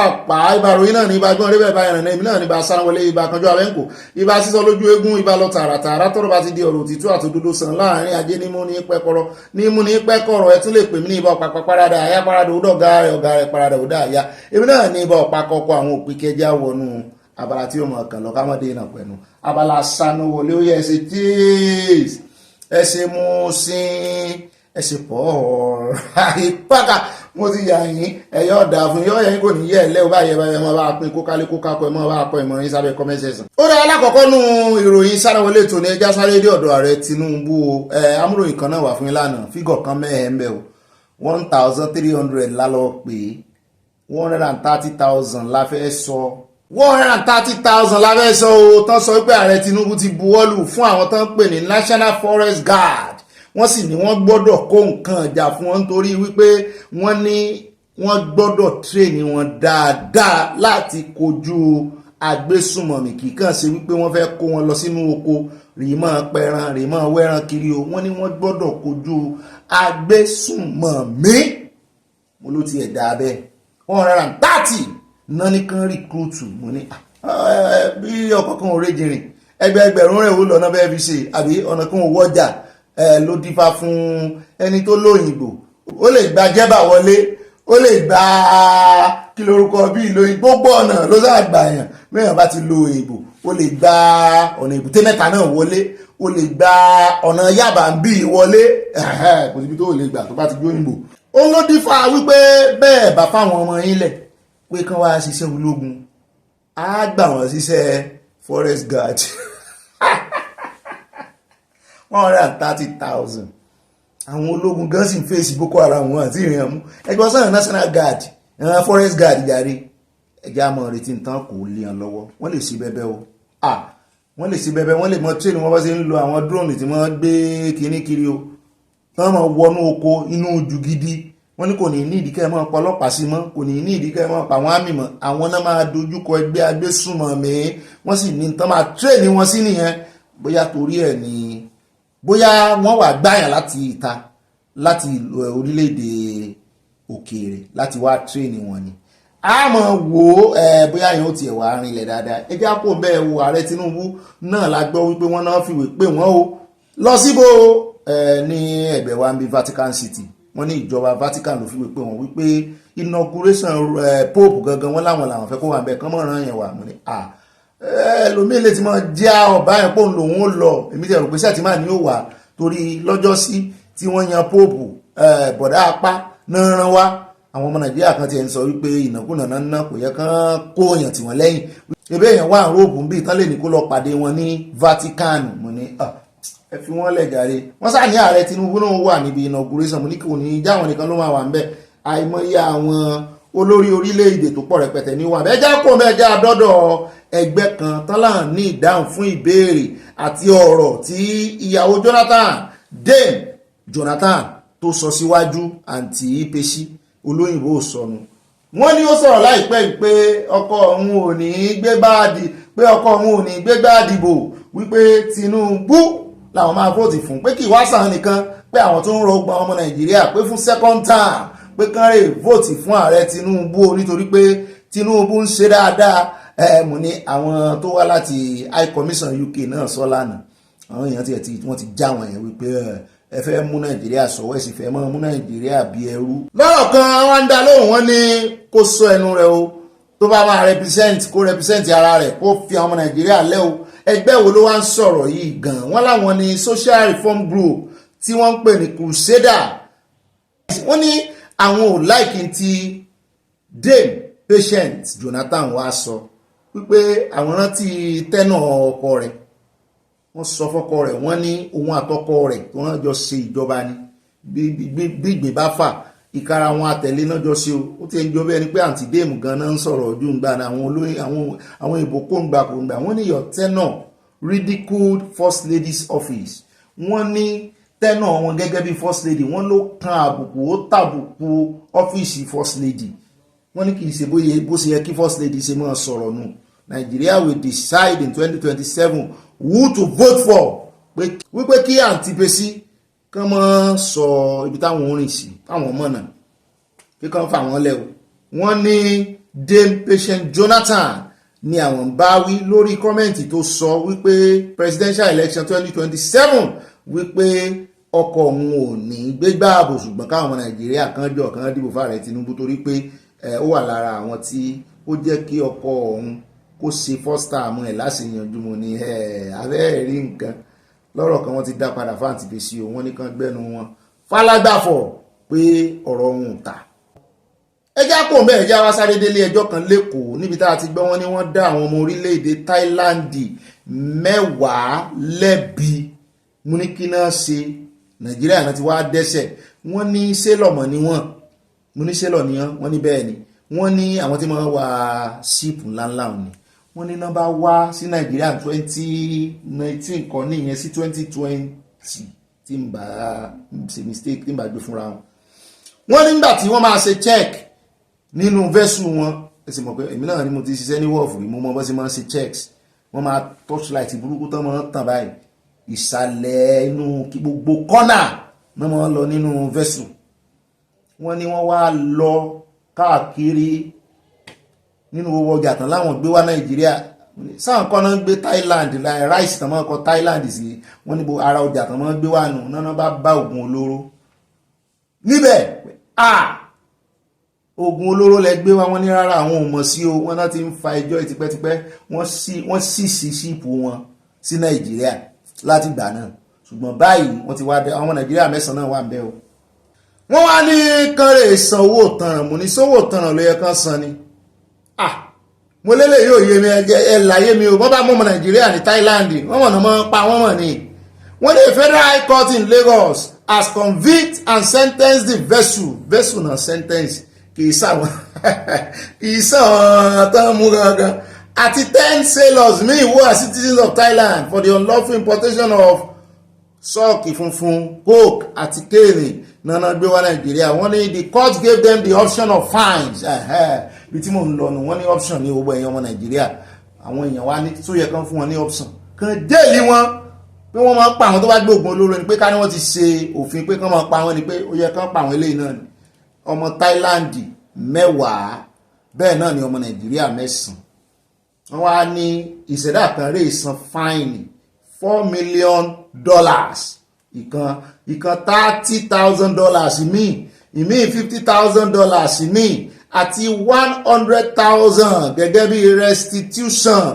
Wọ́n bá pa gbogbo ẹ̀pọ̀ náà $4 million kìníkan $1,000. 100,000 yẹn nìkan ló jẹ́ náírà ń bẹ̀. Wọ́n ní wọ́n sì lè san nídìí ilé náírà náà tán bá wọn convert yẹ. Wọ́n ló dáa kán rè san kán lè gba síìpù wọn. Síìpù wọn ti wà ní Nàìjíríà láti bí ọdún bíi 4 sí 5 tán ti bẹ̀rẹ̀ wàhálà yìí. Wọ́n ní síìpù wọn ti wà Nàìjíríà. Ẹgbọ́n sí kán fi wọ́n lẹ̀, sí kán gbowó lọ́wọ́ wọn àbí kán fi wọ́n sẹ́wọ̀n. Owó ribiribi, owó ńlá nù wo. Ó dá àwọn ẹja kó ń bẹ́ o. Nínú ìròyìn sáwọn lẹ́mì táwọn mú gbọ́ ẹja fún yín lábọ̀ lórí ti Jùmọ̀kẹ́ George tá a mú ìròyìn ẹ̀ wá fún yín wọ́n ní wọ́n ti kàn sí ọmọ rẹ̀ wọ́n ní Mali ni ọmọ Jùmọ̀kẹ́ George wà ó ti mọ ibi tọ́mọ rẹ̀ wà wọ́n sì ní wọ́n bọ́mọ yẹn sọ̀rọ̀ àwọn èèyàn kan tiẹ̀ tún gbé wípé kán fọmọ yẹn lẹ̀ sánmọ tọ́mọ yẹn ń bá fà lọ́hùn ni wípé ọmọ tó kọ̀ tó da ọmọ sí ọmọ tó kọ̀ tí ò yọjú ṣùgbọ́n tó da ọmọ tó bí lu ìyá rẹ̀ láyà. lọ́rọ̀ kan wọ́n ní ọmọ wo ìyá rẹ̀ ìyàwó ọmọ rẹ̀ wọ́n ṣàtijọ́ sọ̀rọ̀ lórí fóònù àwọn èèyàn tí ẹ̀ ń sọ pé kí ló dé tí ò yọjú sí ìyá rẹ̀ sọ fẹ́ pa ìyá rẹ̀ ní aṣáàdùpẹ́ wípé ó ti gbóhùn ọmọ náà ti gbóhùn ìyá rẹ̀ bó ti ẹ̀ jẹ́ pé nǹkan ò fararọ fún ọmọ náà ní Mali lọ́mọ ṣe wà ń bẹ̀ mọ́ ní Mali it is well ní Mali o ṣùgbọ́n ní ìsìn bóyá òun náà yóò lè ronú pìwàdà yóò lè wá padà sí Nàìjíríà kó tiẹ̀ wá mójútó àwọn ọmọ rẹ̀ nǹkan ò fararọ Mali náà kò fararọ Nàìjíríà náà ṣùgbọ́n ní ìsìn táwọn aláàánú sì ti nawọ́ sí wọn bóyá wọ́n lè encourage ọmọ náà láti padà wá sí Nàìjíríà kò yí sí náà nú o abánikan rí i pé bó ti ń rí wá bó ti rí gan-an ní rí jù báyìí lọ́nu abala sanuwọlé ń pápá ẹ̀jẹ̀ introduce àyá ó yá bọ́ bí o wọ́n lóò ní the introduction wọn láwọn mọ̀ dáadáa wá bọ́ bí èmi àti ẹ à ń ja ìjà envy wọ́n ti ní mọ̀ envy ẹ wọ́n ní wọ́n bá ti fọ́n lọ́ọ̀fù báyìí wọ́n ránjú ni ó lè ṣe rójú mi pé wọ́n mọ̀ ránjú sáwà gbọ́ wá gbáwọn èèyàn wa débẹ̀. mo máa kí káàbọ̀ sínú abala ẹ̀yin olólùfẹ́ wa abala comment section mọ́ mi Sàláù Dúmọ́sù ẹ kú ọjọ́ mẹ́ta wọ́n tẹ lọ́ọ̀fù rẹpẹtẹ sí àwọn èmi náà jó mo tẹ lọ́ọ̀fù padà sí ẹ kú ọjọ́ mẹ́ta o ṣé gbogbo ẹ̀ ń lọ girama ń kọ́. ẹjẹ́ àdọ́dọ̀ mọ́ mi Dorcas Rodolúwa Túnmiṣe wọ́n ní ṣé kò ti pẹ́ jù báyìí fún sẹ́ńsọ̀ nítorí pé Nàìjíríà ti wà nínú agbami ogun wọ́ọ̀ ṣe yìí ti fìdí jálẹ̀ o nítorí àǹbísàn rẹ̀ ló ṣe fọwọ́ sí sàríà nípínlẹ̀ Ọ̀yọ́ ẹ̀kọ́ tí ń fojú mímu hàn àti mọ ìdí àní olóṣèlú lè ta ẹbí wọn ta ìran wọn nítorí ipò. wọ́n lọ́lọ́run á fún wa ní ìṣẹ́gun àmì o from Providence Rhode Island ẹjẹ́ àdọ́dọ̀ ọ̀kẹ́ ńlá Adédọ̀tun wọ́n ní Ìyábọ̀ Òjó kò mọ anything nípa latest arrest VDM òótọ́ ni wípé Ìyábọ̀ ti lọ́ọ́ fi ẹjọ́ VDM sùn àwọn EFCC nígbà tí wọ́n béèrè ìjà lọ́jọ́ pípẹ́ sẹ́yìn but àwọn méjèèjì dẹ̀ ti gbàgbé ọ̀rọ̀ yẹn oníkálukú wọn ti move on oníkùn ló mọ̀mọ́ ká wọ́n ní àwọn aríjẹ nídìí mọ̀dàrú ló ń dárúkè dò sílẹ̀ láàrin wọn ṣé ẹ rí àwa náà mẹ́ẹ̀ẹ́nù ròyìn ta fún ìlànà kì í ṣe EFCC o kò ní nǹkan kan sí pẹ̀lú EFCC ṣùgbọ́n wọ́n tún very dark man invite ní Àbújá ọ̀rọ̀ yẹn sì wà ń bẹ̀ wọ́n tí kó kúrò ní iwájú ilé ẹjọ́ o wọ́n rí àárẹ̀ ní very dark man lórí ọ̀rọ̀ Tonto Dike Ìyábọ̀ Òjó àti Sam Clef mo sì mọ̀ pé gbogbo ẹ̀ náà lórí ọ̀rọ̀ Mohbad ni wọ́n àti move on lórí rẹ̀ o ṣùgbọ́n kò ní nǹkan kan sí pẹ̀lú EFCC. At Magifield wọ́n ní Bobby ń sìn kú atótónu oyè ọ̀dà fún yín o ẹ̀sìn wọ́n ní adití dákú akóló lòún pé ǹjẹ́ nǹkan ò ti ṣe wèrè billion for 20 years lórí iná ó mà ṣe o ṣé tí ìlú bá pọ̀ jù ṣé kò ṣeé pín ni Ọlọ́run á gbà wá o wọ́n tẹ lọ́ọ̀fù sí àwọn kò nǹkan panu sí i wọ́n bá pín wọn ní mọ́ rówó tó pọ̀ mọ́ torí pọ́pọ̀ yẹn náà ṣe ń rówó tán ń rí pín owó náà ń pín wọn fẹ́ pín lù. Bàbá mi All-Star ẹ kú ọjọ́ mẹ́ta wọ́n ní I suggested they should check and accumulate the names of students with low marks if the names fall on one religion that means it's part of hidden movement because we all know the roots of those who came out to defend and justify the mass failures. Remember, hidden movement could be of any form, e.g. repentance, Boko Haram, North Hunter and many more. Your best friend from Florida. Ṣé rí ẹni tí ò bá láròjinlẹ̀ lórí ọ̀rọ̀ yín yóò rò pé bóyá ìwà bias lórí ọ̀rọ̀ ẹ̀sìn ni kálí mi mo sọ̀rọ̀ eléyìí sí wọ́n ti bú mi pé a ti sọ fún ọ pé ò láìkì Islam ó wà bias èmi náà ń wo ń tẹ̀ ń wò torí gbogbo wọn tó ganu sí máìkì tó ń bú àwọn ọmọ yìí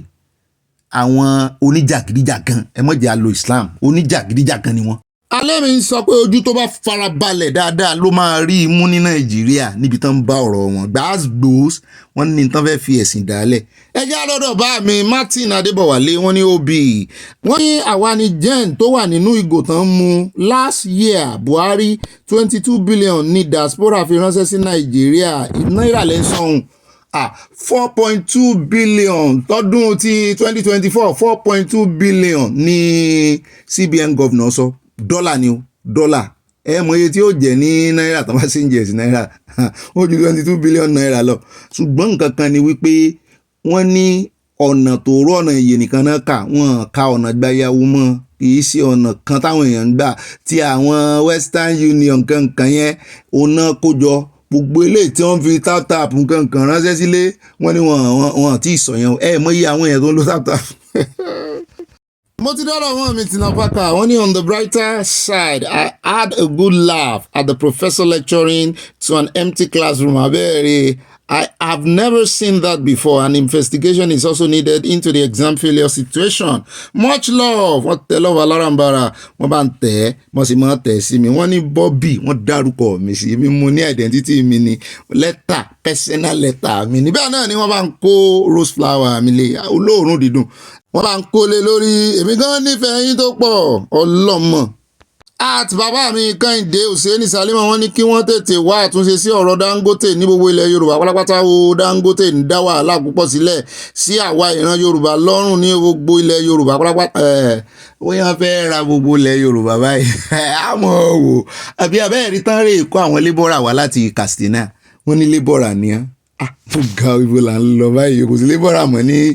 kò sáwọn àbòkí mọ́ lẹ́kọ̀ọ́ kò dáa.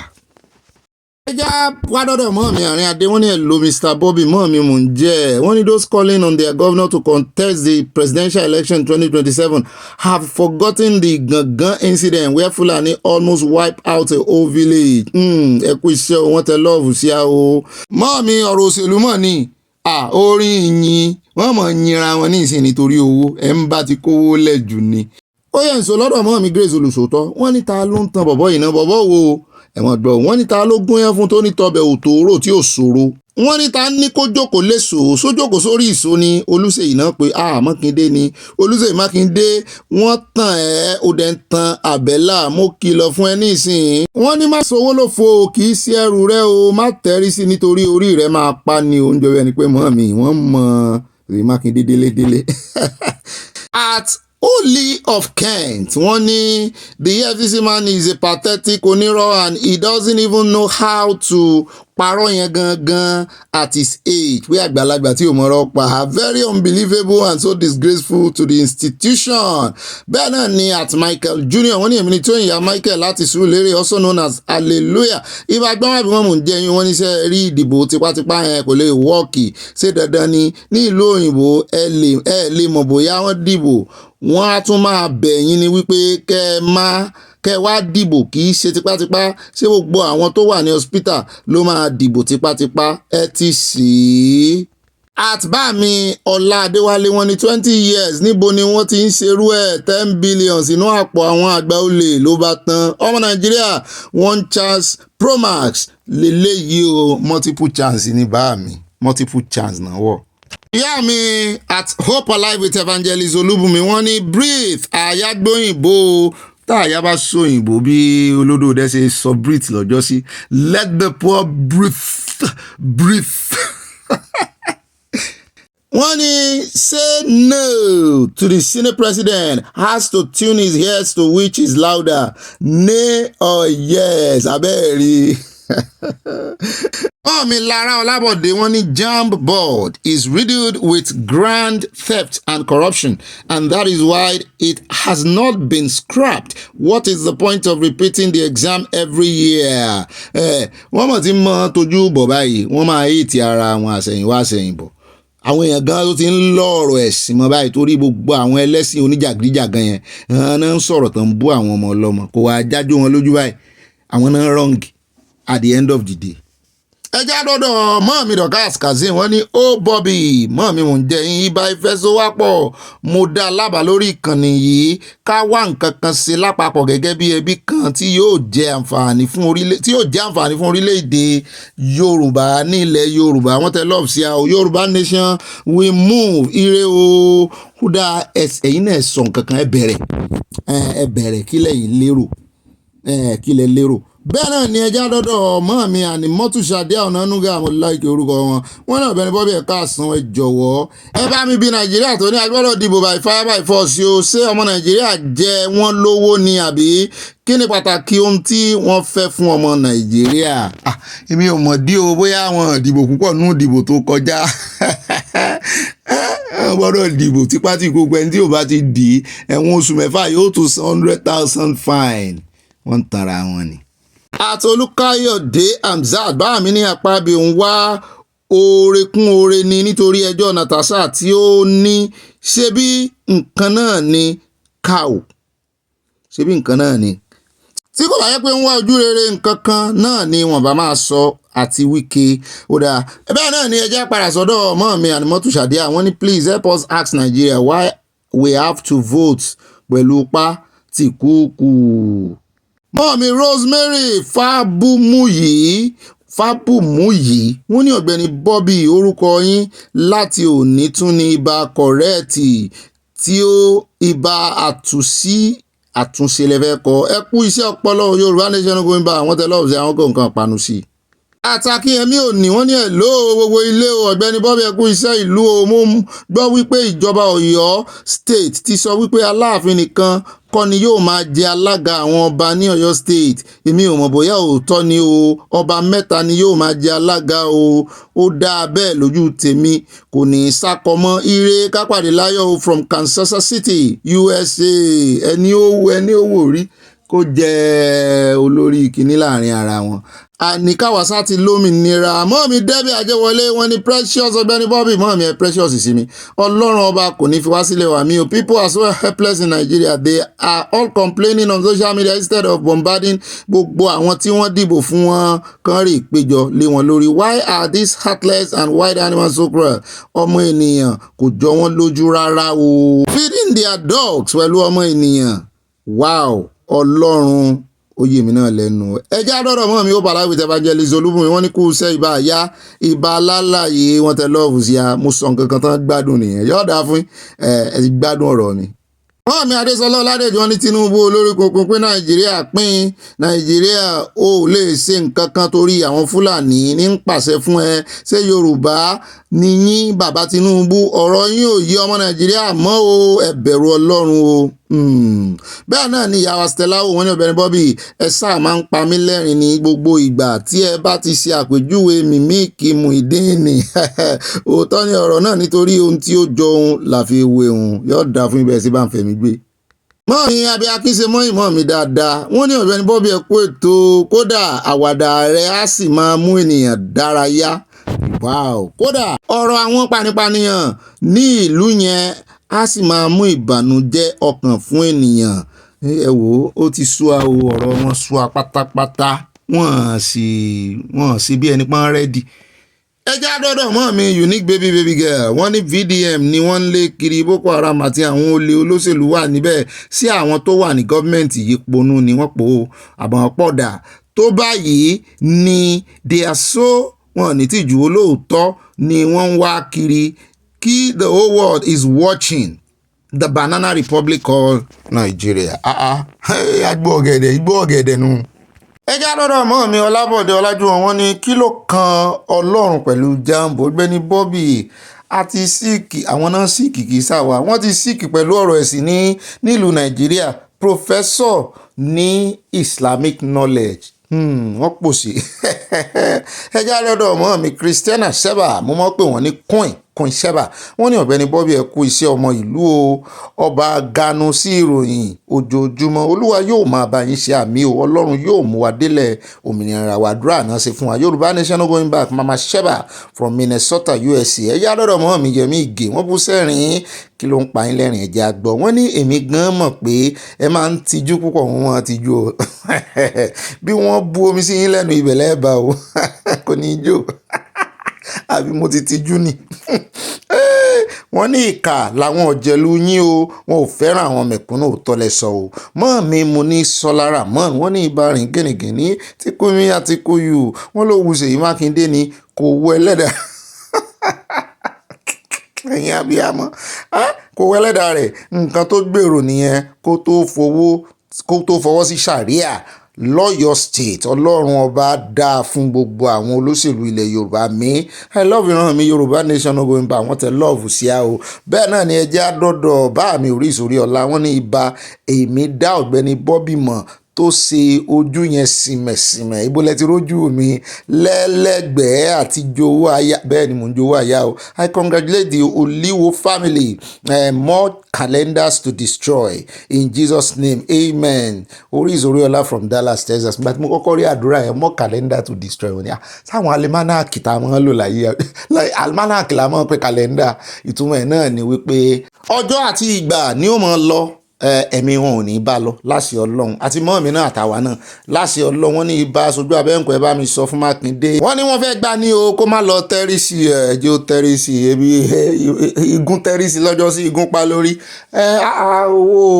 owó òṣèlú àjọjẹ ní dùn ẹ̀jẹ̀ kanjọ jẹ́ kanjọ náà ibi owó gbà wá náà ló gbà lọ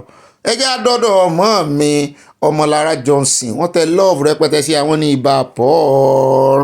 nígbà yìí ẹjẹ́ àlọ́sọ́dọ̀ mọ́ mi Dorcas Jalo wọ́n ní àwa ní crude oil ní ìlú Nàìjíríà o wọ́n bú sẹ́rìn wọ́n tán pọ̀ sí a wọ́n tún rẹ́rìn lé lórí bẹ́ẹ̀ ni àwa ní crude oil àwa ní iye tá ń pa lórí àwa tá a wà ní kínní láìsí pé wọ́n ṣe wàhálà crude oil lélẹ́lẹ́ wọ́n kọ́kọ́ wà wọ́n lọ nú omi ń sàlẹ̀ omi lọ́hùn wọ́n ṣe wàhálà rẹ̀ wọ́n ṣe wàhálà lórí tiwa oníkálukú ní í ṣe wàhálà bó ṣe jáde kó Nàìjíríà ṣùgbọ́n fúnra wa yìí náà là ń dá owó padà sínú system Nàìjíríà ṣé kò wàá dùn ju crude oil lọ lẹ́nu wọn àná ń pawó lórí wa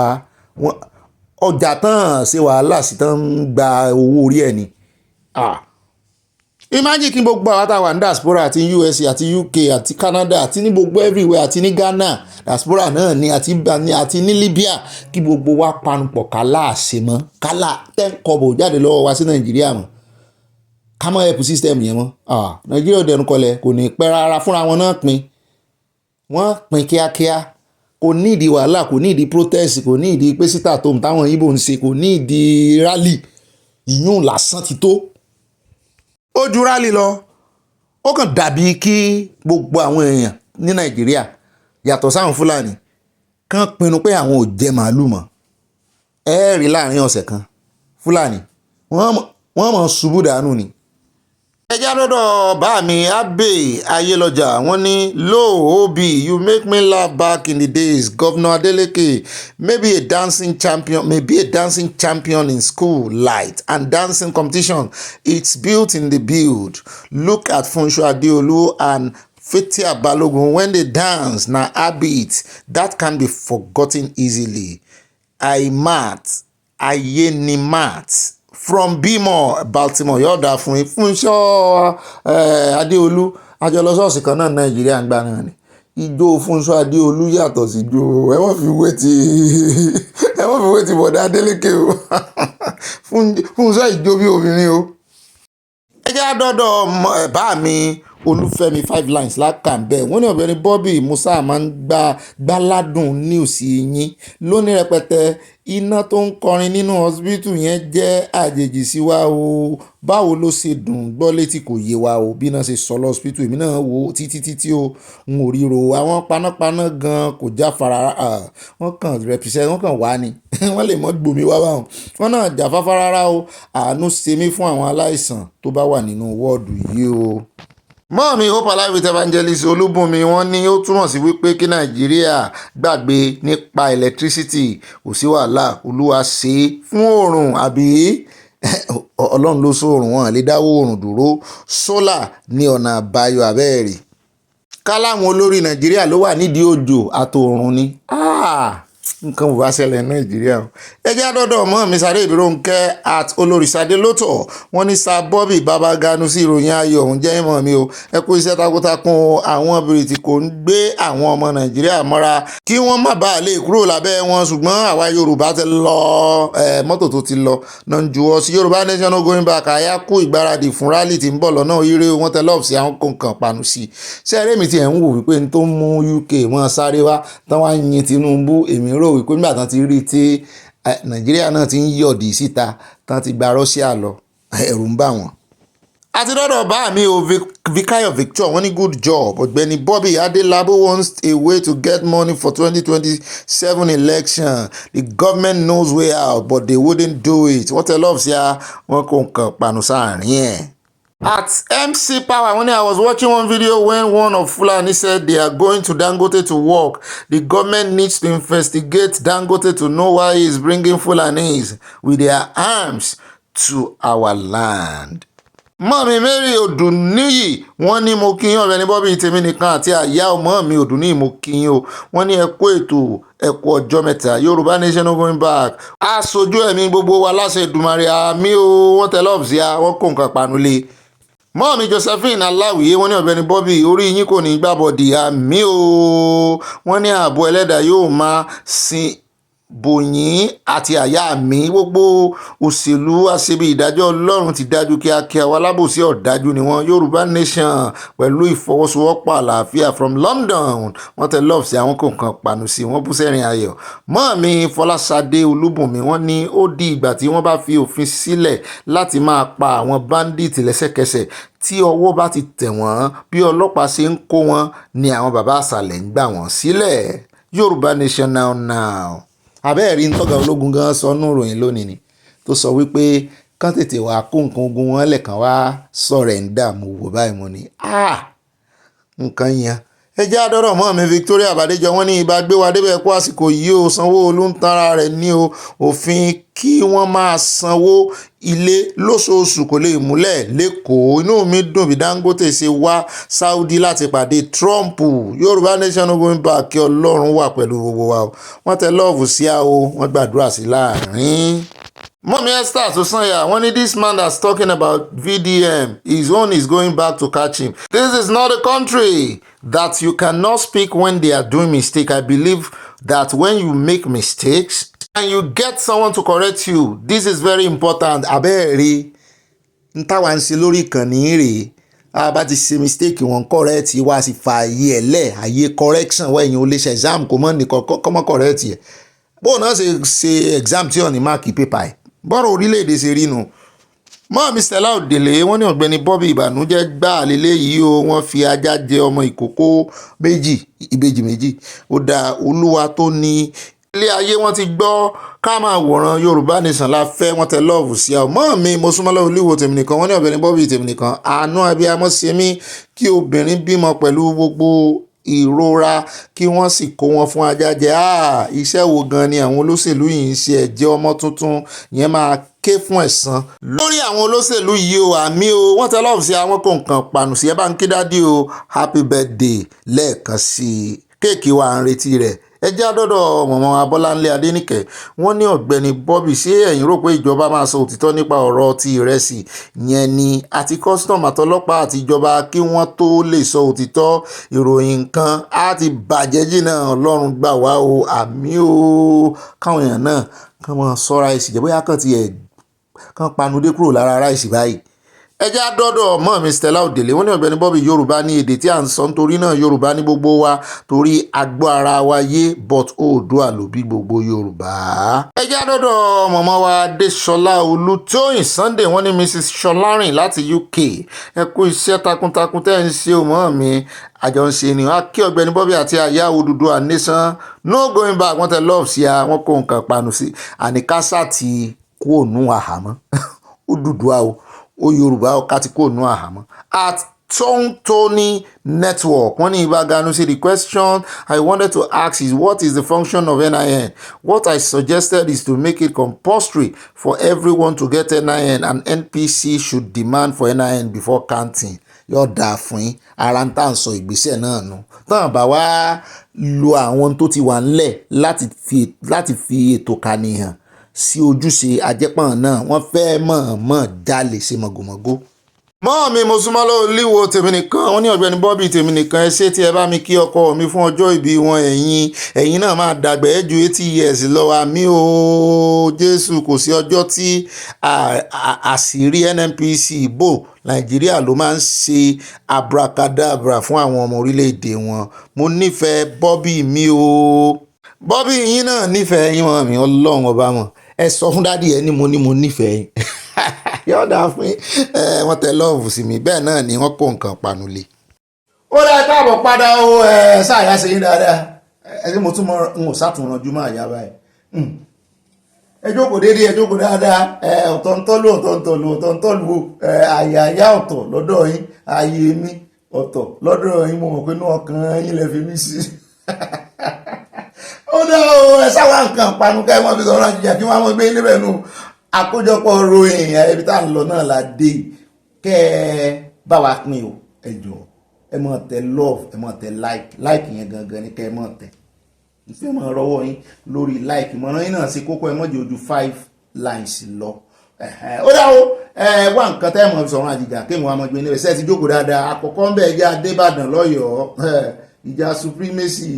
tá a rò pé bóyá láàrin Aláàfin àti Ọ̀ọ̀ni àṣẹ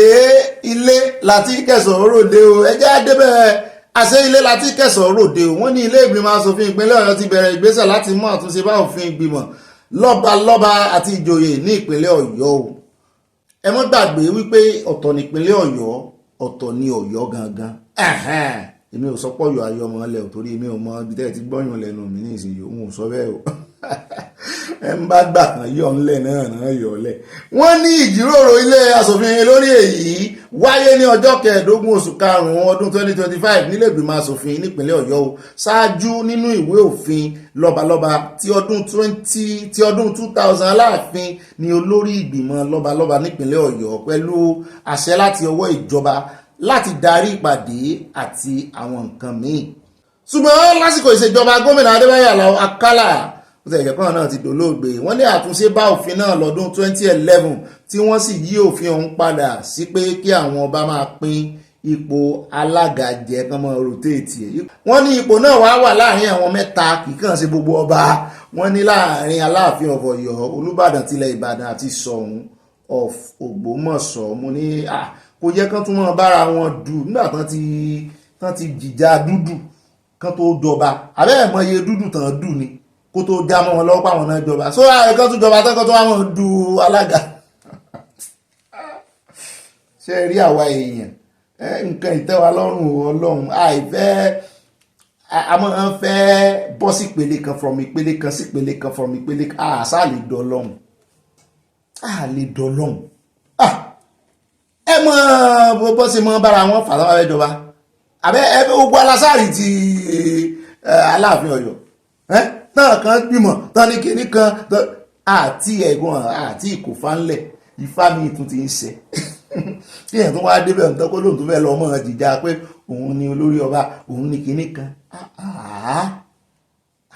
Ọlọ́run ló lórí gbogbo ọba o. wọ́n ní àbádòfin tuntun ti ọdún 2025 náà tó wà níwájú ilé ìgbìmọ̀ asòfin ìpínlẹ̀ Ọ̀yọ́ báyìí ló ń gbèrò láti dá òfin ọdún 2000 padà èyí tí yóò sọ Aláàfin di alága láíláí fún ìgbìmọ̀ lọ́balọ́ba nípínlẹ̀ Ọ̀yọ́ ẹgbọ́n ṣe bá ṣe ń rotéètì ẹ̀ ní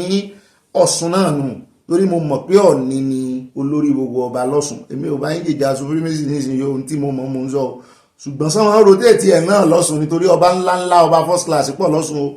ẹjẹ́ àfitọ̀súnlẹ̀ ẹ̀jọ̀ mo kó ọ̀rọ̀ mi jẹ. wọ́n ní èyí túmọ̀ sí pé Aláàfin yóò máa darí ìpàdé àwọn lọ́balọ́ba tí Olúbàdàn yóò sì máa rọ́pò Aláàfin lásìkò tí ààyè bá yọ Aláàfin ò bá sí nílé. wọ́n ní ẹ̀wẹ̀ tí Aláàfin àti Olúbàdàn kò bá sí nílé sọ ohun tí ilẹ̀ Ògbómọ̀ṣọ́ yóò darí ìpàdé bí kan ti darí ìpàdé ni. ọ̀pọ̀ èèyàn ní kò táwọn lọ́rùn o wọ́n ní ìgbésẹ̀ yóò tẹ́ àwọn lọ́rùn o àpapọ̀ ẹgbẹ́ ọmọ Ìbàdàn Mọ́gàjí tako ìgbésẹ̀ tó sọ Aláàfin di alága láíláí fún ìgbìmọ̀ lọ́balọ́ba o wọ́n láwọn nìkan mọ̀ sálága ṣùgbọ́n kì í ṣe alága láíláí kò gbọ́dọ̀ jẹ́ bẹ́ẹ̀ ẹgbẹ́ gbogbo ọmọ ìbílẹ̀ Ìbàdàn CCII Mọ́gàjí ilẹ̀ Ìbàdàn baálẹ̀ àti ọba Ìbàdàn gangan ní wọ́n ti dìde tako ìgbésẹ̀ ìjọba ìpínlẹ̀ Ọ̀yọ́ láti sọ Aláàfin ti ìlú Ọ̀yọ́ di alága láíláí fún ìgbìmọ̀ lọ́balọ́ba ìpínlẹ̀ Ọ̀yọ́ kò tí ẹ̀ lè jẹ́ láíláí torí èmi mọ̀ pé òṣèlú ẹlòmíì bá tún débẹ̀ ní ìsìn tó jẹ́ ti Olúbàdàn wọ́n tún gbé òfin míì gbogbo wa náà láti ti mọ̀ wípé èyí tí bọ̀dà àṣẹ yìí náà ń ṣe ń bẹ̀ wọ́n dúró tìgbàtìgbà ti Aláàfin ni wọ́n dúró ta Aláàfin bákan náà ni wọ́n ní nínú àtẹ̀jáde tí ààrẹ mọ́gàjì ilẹ̀ ìbàdàn mọ́gàjì nurudeen akínadé fi síta ìbàdàn ní ìbàdàn kò fìgbà kankan jẹ́ igbákejì sí ọ̀yọ́ rí ṣùgbọ́n ó wà fún ààbò gbogbo ilẹ̀ yorùbá ni o. wọ́n ní ìbàdàn kì í ṣe ẹnì kejì àkọ́kọ́ nọ́mbà 1 làwọn wà. ó tẹ̀síwájú pé tí ìbàdàn kò bá ṣe ìdádúró fún àwọn fúlàní lásìkò ogun fúlàní ó ní ọ̀pọ̀ yorùbá ni yóò ti jẹ́ pé emir ni yóò máa jẹ ní ìlú wọn o. ẹ̀wọ̀n náà tún gbọ́rọ̀ lọ ìjà supremacy gẹ́gẹ́ bí bàbá wa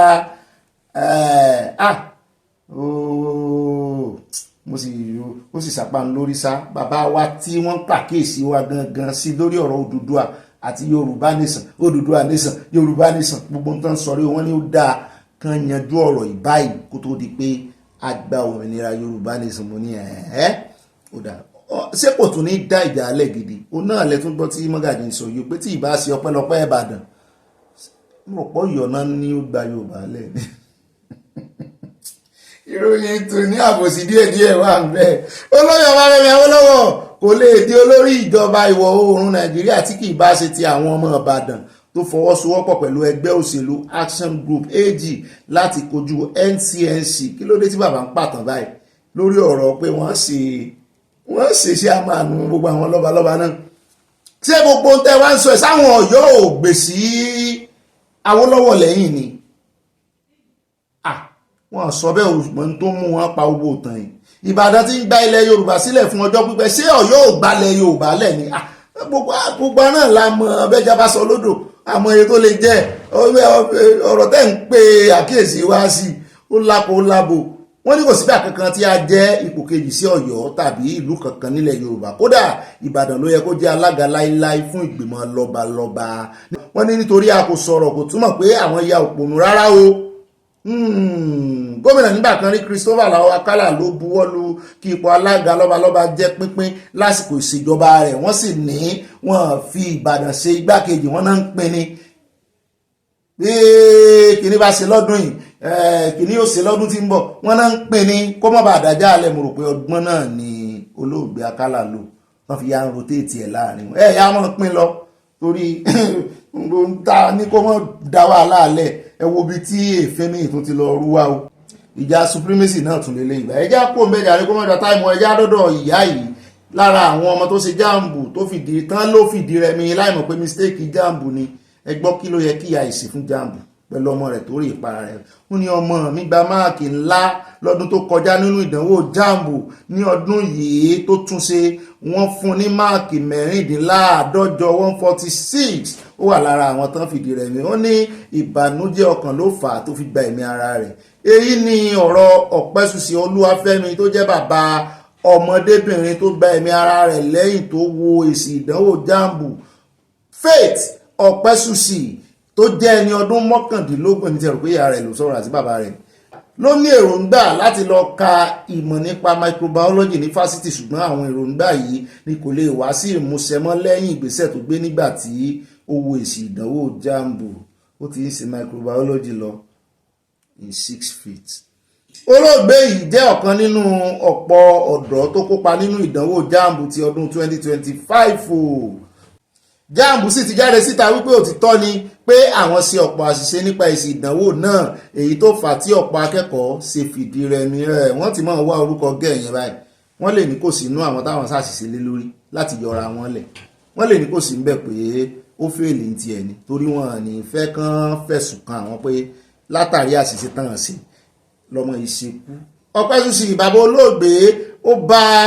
oníròyìn sọ̀rọ̀ ó ní àwọn ọmọ òde ìsìn yìí ni wọ́n tètè máa ń banú jẹ́ ọ̀rọ̀ náà bá ọmọ mi lọ́kàn jẹ́ púpọ̀ bí ó ṣe rí èsì ìdánwò náà bàbá ló sọ̀rọ̀ yìí o gẹ́gẹ́ bí bàbá náà ṣe sọ ó ní ká ní ọmọ náà sọ ẹ̀dùn ọkàn rẹ̀ síta ni àwọn yóò ti gbé ìgbésẹ̀ láti bu omi tútù sí lọ́kàn tó kọ lẹ́tà alẹ́ ni ẹ̀gbọ́n olóògbé Ọpẹ́yẹmí Ọpẹ́sùsì ṣàpèjúwe olóògbé gẹ́gẹ́ bí èèyàn tó fara ṣiṣẹ́ tó sì tún ní ìwà ìrẹ̀lẹ̀ nígbà tó bẹ̀rẹ̀ sí ní máa bì mo ní pé kí ló ṣe tó sì sọ fún mi pé òun ti jẹ mọ́jèlé ó sọ fún ẹ̀gbọ́n rẹ̀ ilé ìwòsàn ló ti sọ fún mi lẹ́yìn tó sọ fóun tán ló sì mí kanlẹ̀ tó gbẹ̀mí Ìkòròdú nípínlẹ̀ Èkó ní Faith ń gbé pẹ̀lú ẹ̀gbọ́n rẹ̀ nígbà tí ìṣẹ̀lẹ̀ náà wáyé o. ẹ̀gbọ́n olóògbé náà ní Faith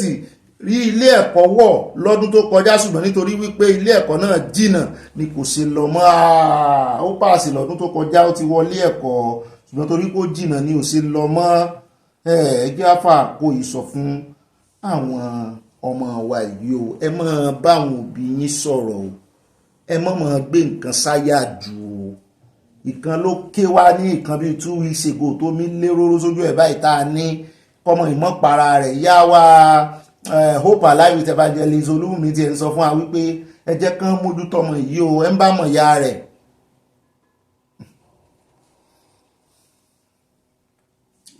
Àkọsà ti ń ṣe wàhẹ́ẹ̀kì àwọn tó wà láyé, àwọn tó kù láyé tán para wọn, àwọn tí ń ṣe wàhẹ́ẹ̀kì lọ báyìí o. Máa bá wọn ọmọ ìṣòro wọn àwọn jáàmù jàre, ṣùgbọ́n wọ́n ló papọ̀ mọ́ ìdánwò wàhẹ́ẹ̀kì náà. Wọ́n ló papọ̀ mọ́ ìdánwò wàhẹ́ẹ̀kì. Mo ní bó wà lẹ̀ sí wá ń ṣe wàhẹ́ẹ̀kì sì ti dá ọjọ́ ìdánwò wọn. Ẹ̀yin tẹ́ ẹ ṣàṣìṣe só yẹ kẹ́ ẹ tún fi ọjọ́ ìdánwò tán máa tún ṣe só yẹ kẹ́ ẹ tún fi sí ọjọ́ ti wàhẹ́ẹ̀kì. Ọmọ míì tó ti wá fẹ́ tún jáàmù ṣe tó sì fẹ́ ṣe wàhẹ́ẹ̀kì bó rí pé dàrú àwọn ará bí ìwọ̀n ó yẹ kán sùn wọn o. Gẹ́gẹ́ bàbá wa kan ti sọ lánàá ó yẹ kán sùn wọn. Bàbá wa kan my best friend from Florida àwọn náà sọ nǹkan kan nínú kọ́mẹ́ǹtì wọn. Ibẹ̀ ti gbọ́ àwọn fẹ́ wọ́n ti lọ́rọ̀ ẹ̀sìn mọ́. Èmi náà sì rí bẹ́ẹ̀ ṣùgbọ́n wọn ò ní láùdù ẹ̀ kó wọ́n di pé nígbà tí mọ̀ tẹ́lẹ̀ wọ́n ti fẹ̀sùn kàn mí wọ́n ní mi ò láìkì àwọn mùsùlùmí. Àwọn aláìmọ̀ kan èmi ò láìkì mùsùlùmí kẹ́ mùsùlùmí ló yí nǹka. Ó dá o ẹjẹ́ àwọn oníròyìn mi pápápá àròjọ mùsùlùkùn nínú ìròyìn mi táwọn ń gbọ́ ní ìsìn ẹjẹ́ asáré dé ọ̀dọ̀ VDM ó ṣàlàyé arábìnrin tó fẹ̀sùn kàn pé òun jí àìdíà òun lọ Ṣáínà òun lòun fẹ́ mọ́ ran ọmọ Nàìjíríà lọ́wọ́ kán mọ́ bá àmọ́ gbá wọn òun fẹ́ fún wọn ní contact pé sóun la ìdí ààrẹ ibo ló ti sọ òun sọ tòun lójú kámẹ́rà mú bí tó ti sọ wá wọ́n sì sọ wípé olóhùn sí àì pẹ̀lú EFCC gbà tóhùn sí àtòun pẹ̀lú EFCC wọ́n di kámẹ́rà wọ́n tan kámẹ́rà sóhun kí EFCC náà mú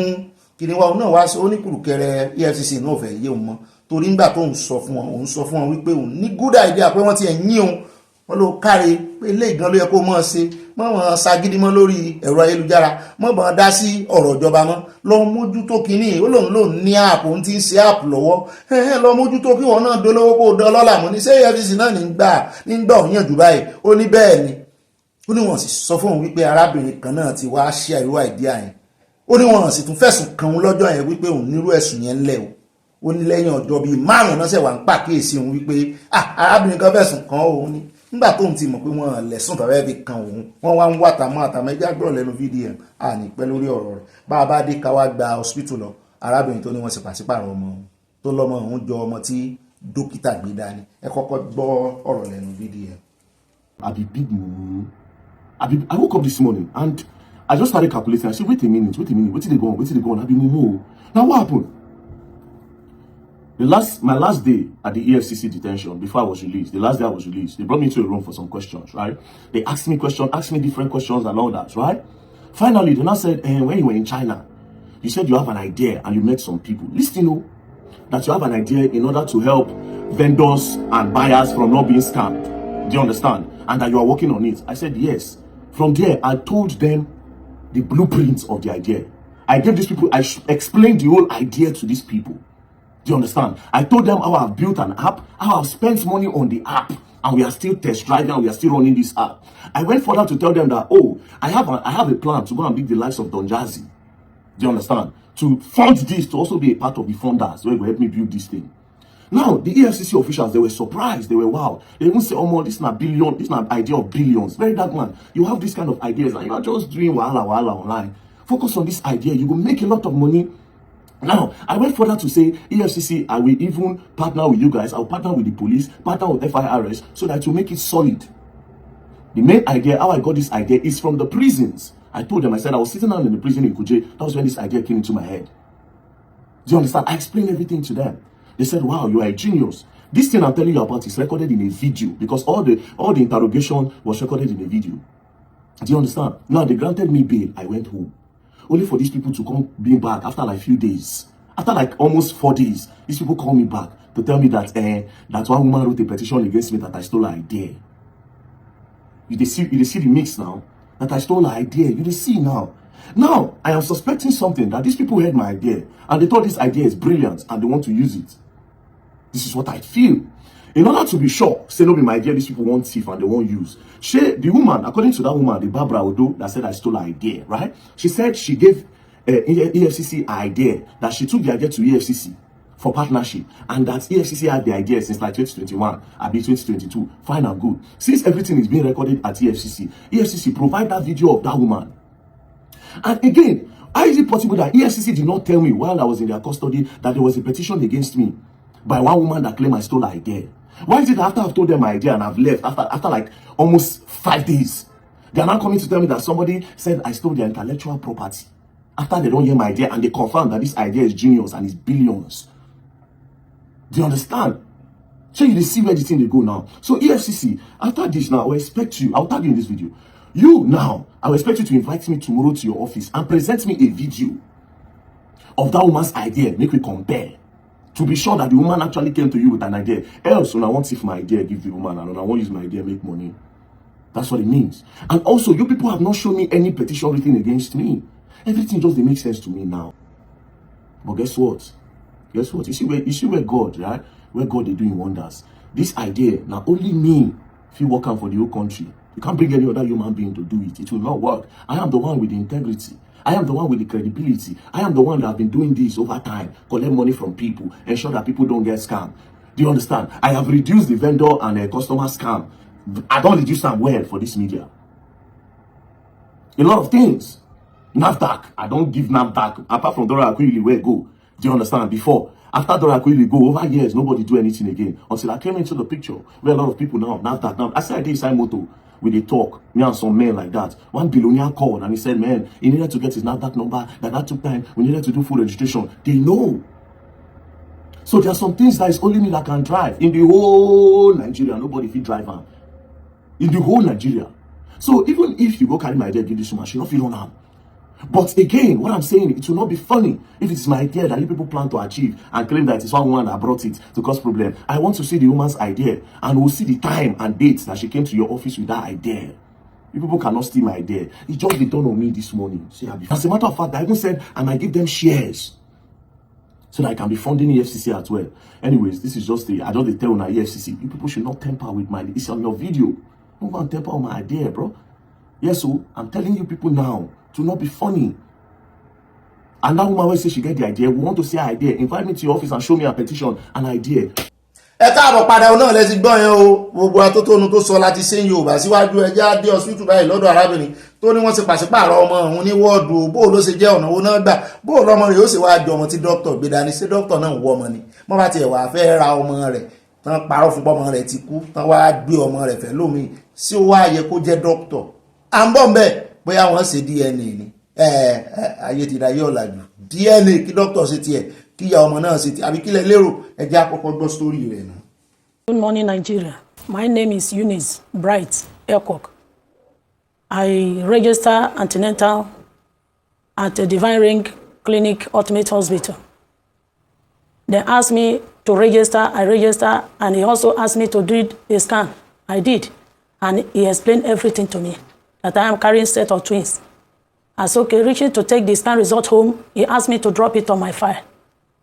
I said, no, I have to take it to my husband. He's the one that paid the money for the scan result. He refused. He said I should go to the nurses and drop the scan result. It's the May 2022, on 25th, the same April. I went to the nurse. I asked her that I want to take my results home. She said no, that the doctor said I should drop my result inside my file. I was so angry. I left. Then the month of May, I still came back to the hospital and did another scan. And the same doctor, Dr. Timothy, explained everything to me that I'm carrying set on twins.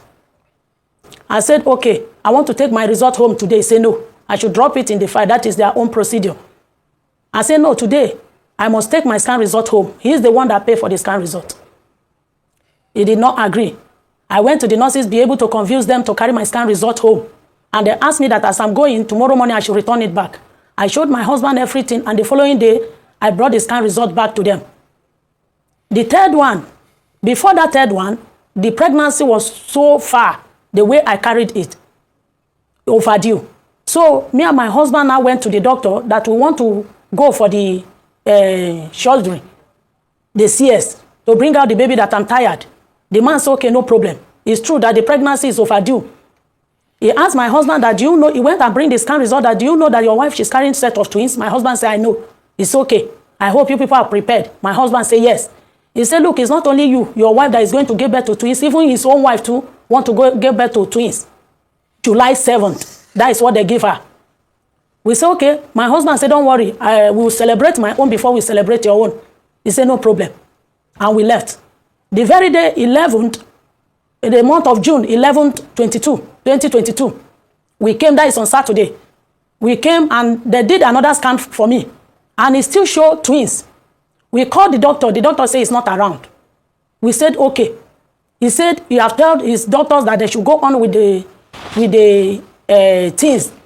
We said, okay. I went inside and they explained everything to us, reaching to collect the baby clothes. They collect only one child clothes and 2 showers. I said, why? Take the other second one. He said, no, that the baby is not feeling fine according to the scan result. I said, but the man that explained to me said everything is okay, that the baby, they are okay. Why are you saying this? She said, no, that after giving birth to the twins, that they are going to put oxygen on one, that the breathing, the way they check, that the breathing is too high. We said, okay. I went inside, asked them that my husband must come inside. They said, no, that is their own procedure. Husband don't need to go inside with a wife. We said, okay. I went inside. When I got inside the room, I saw doctor standing with a doctor uniform. I was hearing the nurses arguing that the doctor said I should give her injection on her spinal cord. One said no, on her shoulder, and doctor did not say anything. I said, I've given birth to first child, second child through CS, and they gave me injection on my spinal cord. Why do you people want to give me injection on my shoulder? Along the line, they forced me injection on my shoulder. Then I couldn't remember anything. Reaching to bring the babies out, they brought only one child to my husband. My husband began to ask them, why? Where is the second one? They say, the doctor said the second one is 1. My husband said, but you told us that it's 2. Doctor did not reply anything again, then he left. When they brought me out, I asked my husband, where is my twins babies? He said, twins baby, doctor brought only one child to him. I said, no, don't say a thing like that. Okay, where is the remaining one now? He brought the child to me. The way the child looks like, it has changed to green totally. I said, let them call the doctor for me. They called the doctor. The doctor looked at the baby. He said, Kai, let them put oxygen on this child. If not, this baby will. Immediately, they fixed oxygen on the child. Reaching like 1 hour and some minutes, he said, if this child remain here, it will not survive. My husband should look for a taxi to take my child to the specialist hospital, Gwagwalada. They take my child there. My husband remains there with the baby and my elder sister. One of the nurses came in to fix a drip on me. I answered. I said, nurse, where is my twins baby? He said, doctor said nobody should tell you anything. But me, I'm just doing amebo for you. Don't allow doctor to know or anybody. I said, no problem. Tell me what happened. She said that the second baby is dead. I said, okay, where is the dead body? Have you people showed my husband? She said, no. I said, okay. I leave her when she through with fixing the drip on me. She wanted to go and I called her back. I said, come, I don't understand. Where is my twins baby? Okay, where is the baby now? He said to tell me the truth, the baby have scattered. I said, I don't understand. Scattered, okay, pieces and the bone. They couldn't find the pieces and the bone and brought to me. So I was so angry with what is happening to me. I was so totally confused. The day that doctor want to discharge me, he said, madam, it's today that we will discharge you. I said, how? He said, yes, you are going home today. I said, okay, where is my twins baby? I want to see my twins baby. He said, your twins baby? I said, you can't tell me that. Okay, where is the dead body? He said, to tell me the truth, he has scattered. When my husband came, I told my husband, I said, now I don't have money. Even for the baby at the hospital, I don't even have money to pay for his feeding and everything. Now, where are we going to start? Leave this thing first, and your injection remaining one that these people will give you. And your child is the hand of doctor friend. You have to keep quiet for now. I said, okay, wait me to Wawalada hospital where my baby is. I told my husband that, so, me, I'm going to fight for this child. Even when I'm not feeling fine, I will fight for this child. My husband said, let's go home. After 2 weeks, doctor now sent my husband a text message that, please, Mr. Bright, congratulate me. My wife have put to bed bouncing baby boys. My husband, he called him back and said, congratulations. Where can we come and meet you? He said, I'm in the specialist hospital. My husband said, okay, we want to come and meet you there. He said, no, don't come until I call you. In fact, we'll soon come back home. My husband said, okay. When I came back home, my husband called him one fateful Sunday. He said, by now, you people should have been back. He said, yes, they are back, but he's in the church. Then when he come back, he will call you. My husband said, okay. My husband called him again. The phone ring, he did not pick. Till one fateful day that I went for immunization at Amak Hospital, Besa. I take my son there, and I was feeling this symptom of as if my child, when my husband that my child is not dead, and I will find the way out to get my child. Okay. When I went to the hospital, they inject my baby. He collect his own immunization. I'm about to leave. I saw Dr. Wife with 2 children, with one of the brother coming from house to the hospital. When I saw her, I was so shocked when I saw the baby in her hand. I said, why this child look exactly like my own child? What is happening? I asked her, are you a Dr. Wife? She said, yes. I said, yes, I remember. I said, when did you give birth to your child? He said, long ago, almost 6 months now. I said, congratulations, we greeted ourselves, and I'll be able to collect that child from her. I set my child on my lap, set the second one on my second lap. I'll be able to confuse her to remove the cap of the child. Exactly my child. I was so totally confused. I said, I was confused. Oh. I don't know which one is my own again. I don't know the clothes that I wear my child. I could have not even remember which one is this and which one is my own. Then I left with anger. Told my husband, when I went home, I told my husband that, look, my baby is alive. I saw my baby in Dr. White's hand. He said, it can't be so. He said, okay, what are we going to do now? I said, me, I'm going to pretend as a hungry woman, as a poor woman looking for food to eat. Then I carry 2 of my wrapper that I bought that I've never sold it. I take it to their house, and I ask her, please, madam, I want to sell my wrapper. I'm so hungry. Even my children are hungry. Please, can you buy this wrapper from me? He said, are you not the woman that I met at the hospital? I said, yes. Please, we are doctor family friends. That is how I'll be able to confuse her. We now became friends. And I started going to their house, visiting the child. Everybody in that area know how the woman treated the child, like rag. Sometimes I will go there, bet the baby, clean up the child. The child will poo-poo, the woman will leave the child, taking care of the other ones. I was so angry. One fateful day, I asked my husband that I want to go and ask for my scan result. He said, go ahead. I go to the hospital with one of my friends. I asked doctor, where is my scan result? I want to carry my scan result. He said, they have burned my scan result and burned my file. I said, it can't be so. You can't tell me after 6 months that I gave birth to my child, you burn my scan result and burn my file. Okay. He said I should go and meet one of the nurses. I met one of the nurses. She still tell me the same, that I should go to the backyard, that I will see the arches. I went there, I couldn't find any arches. I went back to the doctor and said, I don't understand. Where is my scan result and my file? Doctor said, what did she say? I said, she told me that they have burned my file, they have burned everything. He said, hey, now, what else do you want? You can go now, or you go and look for it. That's okay. Okay. mo sọ fún yín bó ṣe rí náà nu ẹjẹ sáré ṣe àtótónu Yorùbá ká tó gbọ́ lẹ́nu lọ́ọ̀yà rẹ̀ torí ẹjọ́ ti dé kóòtù Rufai ti dá sí pé kán rè ṣe DNA ó ní gbogbo tó ṣẹlẹ̀ náà rèé hospital tó ń lọ ibi tó ń bímọ sí kó n tó bímọ ó ní wọ́n ṣe antinata ó ní wọ́n ṣe scan fún wọ́n sì rí i pé ìbejì ló wà ń bẹ̀ láńtẹ́ ní ó dá wọ́n tún ṣe lẹ́lẹ́kejì oníṣàn sùọ̀ wọn náà sùọ̀ kó n tó bímọ náà tiẹ̀ ti ń kí òun pé òkú oríire ó ní dókítà bá ganu sí máìkì pé ìyàwó tó náà ó bí ìbẹ̀ òun yóò bímọ pé ṣùgbọ́n bí ọ̀sẹ̀ kan síra wọn ni ó ní ọkọ òun bá ní àwọn làwọn ò kọ́kọ́ yọ̀nà kàn tó bẹ́yìn yọ̀ àbí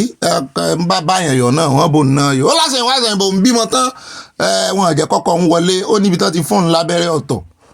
lòdì sí ibi tó ti fóònù ní gbogbo ọmọ méjì tó ń ti bí sẹ́yìn ikùn náà ti fóònù òun bá ní kí ló dá sí fóònù kùn kóun tó mọ ohun tí ń ṣẹlẹ̀ òun ti tò gbé lọ òun sábìmọ nígbà tí wọ́n gbọ́mọ jáde ẹyọ kan náà gbé fọ́kàn òun ló ń bá ní àgbà tí ara òun dá tóun ríran dáadáa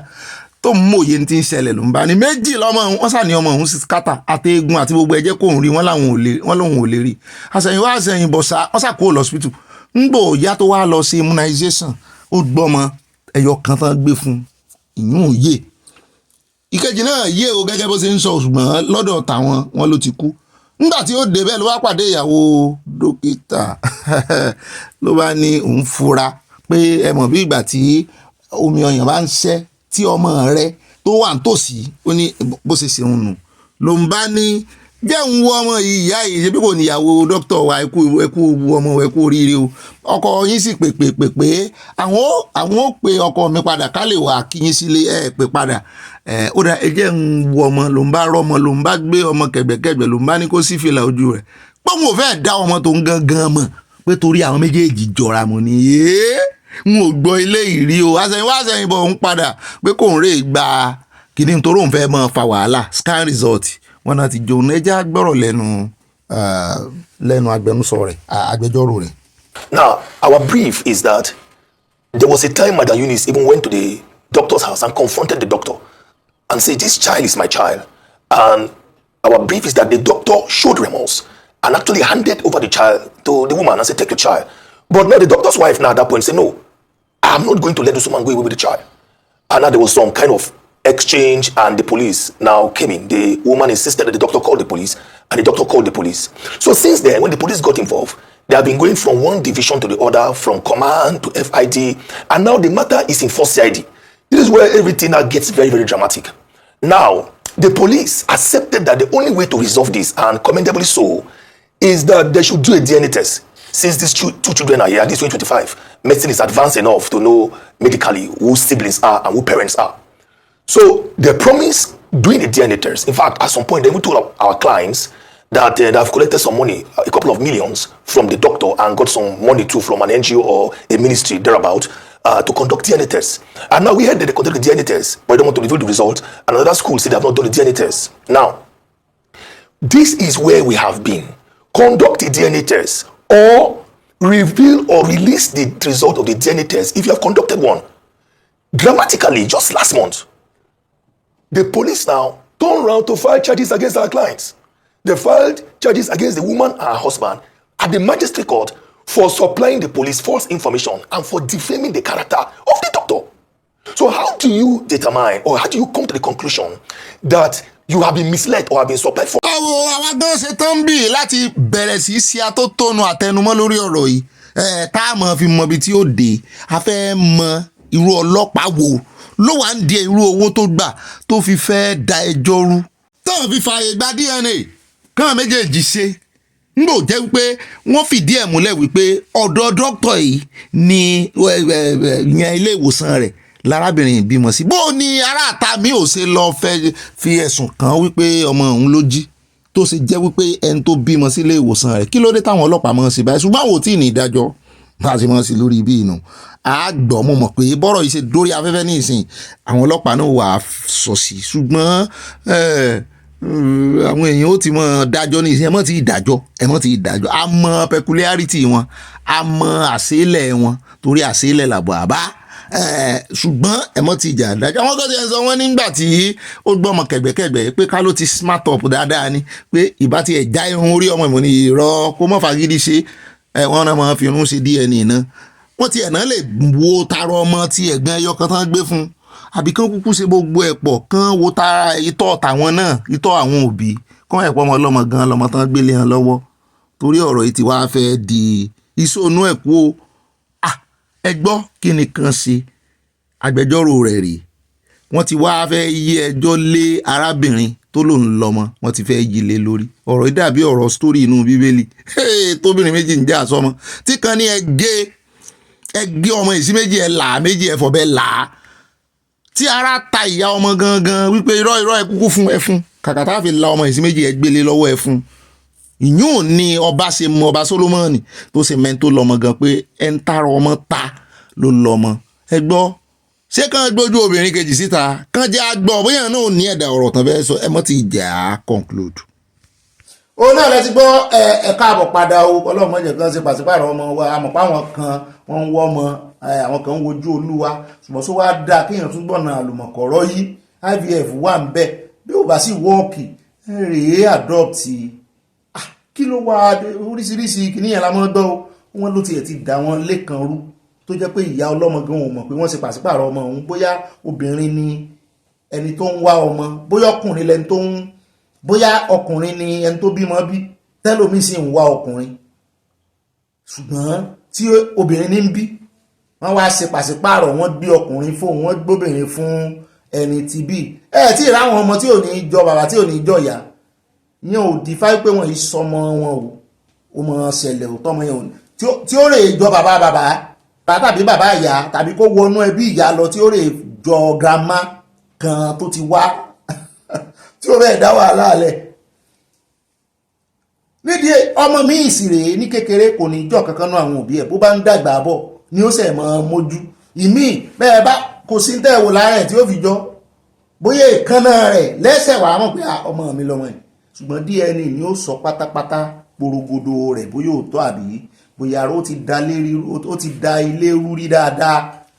ìjà láàrin ọkọ àtìyàwó náà bá ṣe DNA wọn kò gbọ́ ọmọ èyí tán ṣe pàṣípààrọ̀ táwọn ò sì mọ̀ pé wọ́n ṣe pàṣípààrọ̀ ọmọ ìlọ́sípítù ni tí ìyá sì ń sọ wípé wọ́n bí ọdá àṣẹ lọ ṣe DNA lẹ́nìwíà ọmọ ìwọ ló ń bí gbogbo ọmọ fún ọkùnrin mi ò gorí ìhun rí àṣé wọ́n ti kó bá lọ́sípítù tí ó mọ̀ wọ́n ṣe báyìí ọkàn last born kìí ṣe DNA bàbá bá yarí ọlọ́run ló kàn ní kí ọgbọ́n ta sórí ìyá yẹn ìyàwó yẹn wípé ó dáa ẹ ṣe DNA tèmi náà ọ̀nà kan tó ọlọ́tọ́lọ́run ti kó wọn yọ nìyẹn ẹ ṣe DNA tèmi náà nígbà tó ń ṣe DNA tìyàwó ló bá di 0-0 kò sí nǹkan kan tó fi jọ ti yá kò sì sí bí ò bá ti ẹ̀jọ́ bàbá agbọ́yún torí ẹ̀yìn ò bá fi wọ́n sọ wípé ìyá ló mọ́ máa lè ṣùgbọ́n ìyá ilé yóò dán máa lè mọ́ kò tí ẹ̀ mọ́bí tó ti wá wọn tí ẹ̀ lè pọmọ́ lọ́mọ àlè àsáwọn dókítà olórí ibu ni náà bá ro ewó kan pọ̀ méjì náà bá rò pé gbóná sùn tọmọ ìwọ àárín àwọn àbóyún ẹ̀mí mímọ́ rè ni àbí Jésù ti padà dé ni yóò rú èèyàn lójú kò sí bẹ́ẹ̀ yẹn ṣe kàwé tó kó jẹ́ pòfẹ́sọ̀ yóò rú ọ lójú pé nígbà tán kọ́kọ́ ṣe tọkọ ọkọ ń gara wọ́n lé ọ jáde ní ìwọ aṣẹ́wó yìí àṣẹ wọ́n ṣàṣì mọ́ ọ lọ́wọ́ Ọlọ́run ló fún ìyá yẹn ní ọgbọ́n mo ní God loves you lọ́ọ̀sì náà mo ti gbọ́ ńgbà náà ngbò já lọ́ọ́ ṣe tìyàwó náà rí pé ara ọkọ wa balẹ̀ ọkọ tún ní kan tún ṣiṣẹ́ pé ìyá ìlú mẹ́rẹ̀ ìyàwó arìnrìn pé sẹ́ẹ̀ wọ́n sì wà jókòó dáadáa wọ́n padà sọ́sìpítù bí tán ti bí wọ́n bá bẹ̀rẹ̀ wàhálà dókítà náà ní kinní kan gbogbo ilẹ̀ ṣe DNA gbogbo yín pátápátá tẹ̀ wà ń bí gbogbo àwọn ọmọ ẹgbẹ́ rẹ́kọ̀dù jáde gbogbo àwọn tó bímọ sásìkò ìgbà tó yé àjọ bímọ lọ́sìpítù náà ni wọ́n gẹ̀ẹ́tì ẹ̀ ọmọ wọn jọ fọ́tò náà kọ́kọ́ rí ńgbà tán délé arábìnrin tán gbé ọmọ wọn fún fọ́tò ọmọ wọn náà eléyìí jọmọ wa ó jọ mí ó dá o náà lẹ́tí bọ́ lẹ́nu rẹ̀ yẹn o bóyá kan wá bá fẹsẹ̀ létọ̀ pan dandan ó lọ́mọ tó ọmọ ọ̀hún jọ ọmọ ọwọ́ dókítà ẹjẹ́ àpò ń bẹ́ ẹjẹ́ asáré dé ọ̀dọ̀ àwọn ọlọ́pàá irọ́ ká tó lọ sọ́dọ̀ àwọn ó dá ẹjẹ́ àpò ń bẹ́ ẹjẹ́ asáré dé ọ̀dọ̀ pàtó tọ́rìn tó ní fẹ́ kó àwọn opposition jọ sì fẹ́ bẹ̀rẹ̀ shadow government náà bá gbà wọ́n wọ̀ ọmọ lọ́wọ́ wọ́n ní shadow government tó fẹ́ ṣe ó fẹ́ fi gbàjọba ní ó fẹ́ fi dàjọba rú ni ó fẹ́ da ìjọba rẹ̀ Tinubu rú pé kò sí ìjọba míì tó tún gbọ́dọ̀ wà lẹ́yìn ìjọba tí àwọn èèyàn yàn tán fọwọ́ ara wọn dìbò fún ní kò yé yín ni òun ò lóun fẹ́ gbàjọba báyìí kàṣà báyìí káwòdì lèèyàn kan bá ní bàbá pàtó tó mi ẹ̀mọ́ wulẹ̀ fọ́ntọ́ dànù ẹ̀mọ́ wulẹ̀ wéṣì tó ẹnu yín ẹ jẹ́ kó ń bá yín ṣàlàyé táwa lẹ́ni bó ló ṣe jẹ́ sí yẹn só mọ̀ wọ́n rí gangan àbó nǹkan fẹ́ dá sọ̀rọ̀ ó yẹ ẹ bá ń ga sí ilé agbára òun náà sọ̀rọ̀ pé kò ní ìdí kankan ó ní kò ní ìdí kankan mo ní àyà kí ló ń kọ yìí ó lọ́gá mi ẹ tún ka ó ní ọ̀gá yẹn sọ wípé DSS ò ní ìdíkìdí kankan àyà kí ló ń kọ ìwọ ní ìdíkìdí àyà ni mo ní òsìsò òyìnbó wà á ní pé wọ́n ní kò ní reason ó lẹ́yìn náà lẹ́ni káwọn encourage Yorùbá ó dájá padà sórí Yorùbá ó kí o lè sọ báyìí mọ́ wùlẹ̀ lo ìdíkìdí kankan ó lè ní kò ní ìdí náà wà ń bẹ̀ ìdí ọ̀rẹ́ mi lè ní ọ́fíìsì ìdí ọ̀rẹ́ mi jàlá ẹ bá ń gbọ́rẹ́ mi wá kí n fi sídìí rẹ̀ ó yá wá gbánu sí máìkì ọ̀rẹ́ mi ìwọ ló mọ ìdíkìdí tó ń gbé kiri jàlá ń jòló rẹ ìbá jàlá ń jòló yín náà rè ó yẹ jẹ́ agbóhun tó sọ tó fi dìfẹ́ǹdì part 2. the response of the state to Professor Utomi's, proposed action, it really raises a couple of concerns. And it's concerns with respect to what is the place of dissent in a democracy? What is a place of accountability in a democracy? Because all the erudite professor just said is establishing or setting up a shadow government to hold the government to account. It doesn't in any way mean that he's usurping the powers of the president or he's establishing a parallel government. For those who know how shadow governments actually work, it's just an instrument of accountability. It's just a symbolic, accountability action. And citizens have a right, to ask questions and hold government to account depending on the vehicle that they use. But I see no reason why they're instituting, a litigation, an action against Professor Utomi. I would strongly advise against it. I think he has explained what he meant, by that. It's not in any way seeking to unconstitutionally remove or usurp the powers of the president. President Tinubu still remains the president of the Federal Republic of Nigeria. He's a creation of the Constitution. And so he have the legislature that exists to limit the exercise of executive powers. But initiatives as the ones proposed by Professor Utomi is just nothing but holding government to account. Critiquing government and government policies is how democracy thrives. So I think that we should encourage efforts where citizens are able, to interrogate government policies and profile alternatives and solutions. That's how our nation actually grows. The country cannot grow with one set of individuals determining the structure, the form, the content of how government should run. Ó lè já kó ń bẹ́ẹ̀ já lọ́dọ̀ àwọn àtìláwí, àwọn House of Rep, àwọn Senator yín. Ẹ jẹ́ àkọ́kọ́ dé ọ̀dọ̀ àwọn Senator níbi tó ti ní àwọn ń wá odidi ọba o. Ó sọnù o, mo ní odidi ọba sọnù. Ajinigbe jí ọba gbé. Insecurity rèé o. Ẹ bá ń tẹ̀sílẹ̀ abẹ́rẹ́ jáwò bó ṣe lọ́nlé ìbí máa sọ bá bá dé àwà dákàndé House of Rep náà lórí ọ̀rọ̀ tí ẹ gbọ́dọ̀ dìbò bọ́mọ Nàìjíríà kankan ò bá fẹ́ ṣẹ̀wọ̀n ẹ gbọ́dọ̀ dìbò ẹ kọ́kọ́ bá ń tẹ́tí lé ìgbìmọ̀ asòfin àgbà sí káwò bí wọ́n ṣe fẹ́ declare wanted bí wọ́n ṣe declare wanted ọba tí wọ́n ń wá ọ̀nà wo náà fẹ́ gbà tí wọ́n fi gba ọba yìí sọ fẹ́ san ransom ni àbí wọ́n fẹ́ kó àwọn security wọn dà sínú Igbo. Shooting sporadically into the near farmers king, the traditional ruler away to an unknown location. A situation which has caused unprecedented tension in the communities as fears mount over the city. Troubled about the incident, the Senate acted promptly, calling on the federal government to direct the police and other security agencies to launch a rescue mission for the kidnapped monarch. Commend the President and Commander-in-Chief of the Armed Forces for giving directives to the National Security Advisor, establishing foreign guards across the country to curb the rising spate of insecurity in the country and to draw Mr. President's attention to the Nigerian Foreign Security Service Establishment Bill 2025, recently passed by the National Assembly, awaiting petition assent. Ó lè káàbọ̀ padà náà lẹ́sí rí yẹn owó ọ̀nà tán bá wá gbà èmi ni wípé ọmọ Nàìjíríà ń tán sọ náà ni wípé yóò tó kan àwọn náà mo ní ó lẹ́sẹ̀ mọ́ sí pé yóò tó kan wọ́n nítorí pé àwọn náà sọ ọmọ Nàìjíríà dẹ̀dùn arinlẹ̀ orí igi lẹ́dùn ń gbé ẹ̀dùn jalè ó ti bòrú lọ yìí ẹ̀dùn jalè ó ti bòrú wọ́n lọ́wọ́ wọn ni wọ́n bá ní àjàlá tá ń nà wọ́n náà ni ó dẹ̀ jáde House of Rep níbi tí wọ́n ti ní àwọn fẹ́ kàn pa àwọn fẹ́ ṣòfin ó sì ti dé second reading pé ọmọ Nàìjíríà gbọ́dọ̀ mọ́ dìbò bẹ́ẹ̀ ìjẹ́bẹ́ ẹ̀wọ̀n rún lórí ẹni tí ó bá dìbò tipátìkúùkù ló fi dí o bẹ́ẹ̀ náà ni ó tún san fine 100,000 àwọn Nàìjíríà bá yá sí gbòòrò ayé wípé ó ti ẹ̀dá ẹ̀fẹ́ challenge àwọn ni sàn wá jẹ́ ọmọ ọwọ́ à ń kọlà bẹ́ẹ̀ bá ti ń ṣe òfin ráìtì wípé ọmọ Nàìjíríà gbọ́dọ̀ dìbò bẹ́ẹ̀ náà ní kẹ́ ẹ máa ṣe òfin tí ó tún sọ wípé ọmọ Nàìjíríà ní ráìtì láti má dìbò pé àwọn ní ráìtì to choose or not to choose pé ìbò tẹ́tí ẹ̀ wá ń pariwo yìí náà ṣé kì í sojú àwọn ni tẹ́ẹ̀kọ́ àwọn ẹrú kú síta táwọn na àwọn ìṣèjú àwọn lẹ́sẹ̀ ń dìbò pé láì dìbò gan ẹ̀ ń kàbò pé kí lẹ wá nídìí àwọn fún àwọn ò nídìí yín kí lẹ nídìí àwọn fún kí gangan ló wà ń di ọ̀rọ̀ ọ̀bò yìí tẹ́ ẹ fẹ́ mọ́ fi agídí mọ́ ọmọ Nàìjíríà ẹ̀ ṣòfin agídí wípé kán mọ́ fún ọmọ Nàìjíríà ní bonus allowance ẹ̀ ń ṣòfin wípé dandan gbì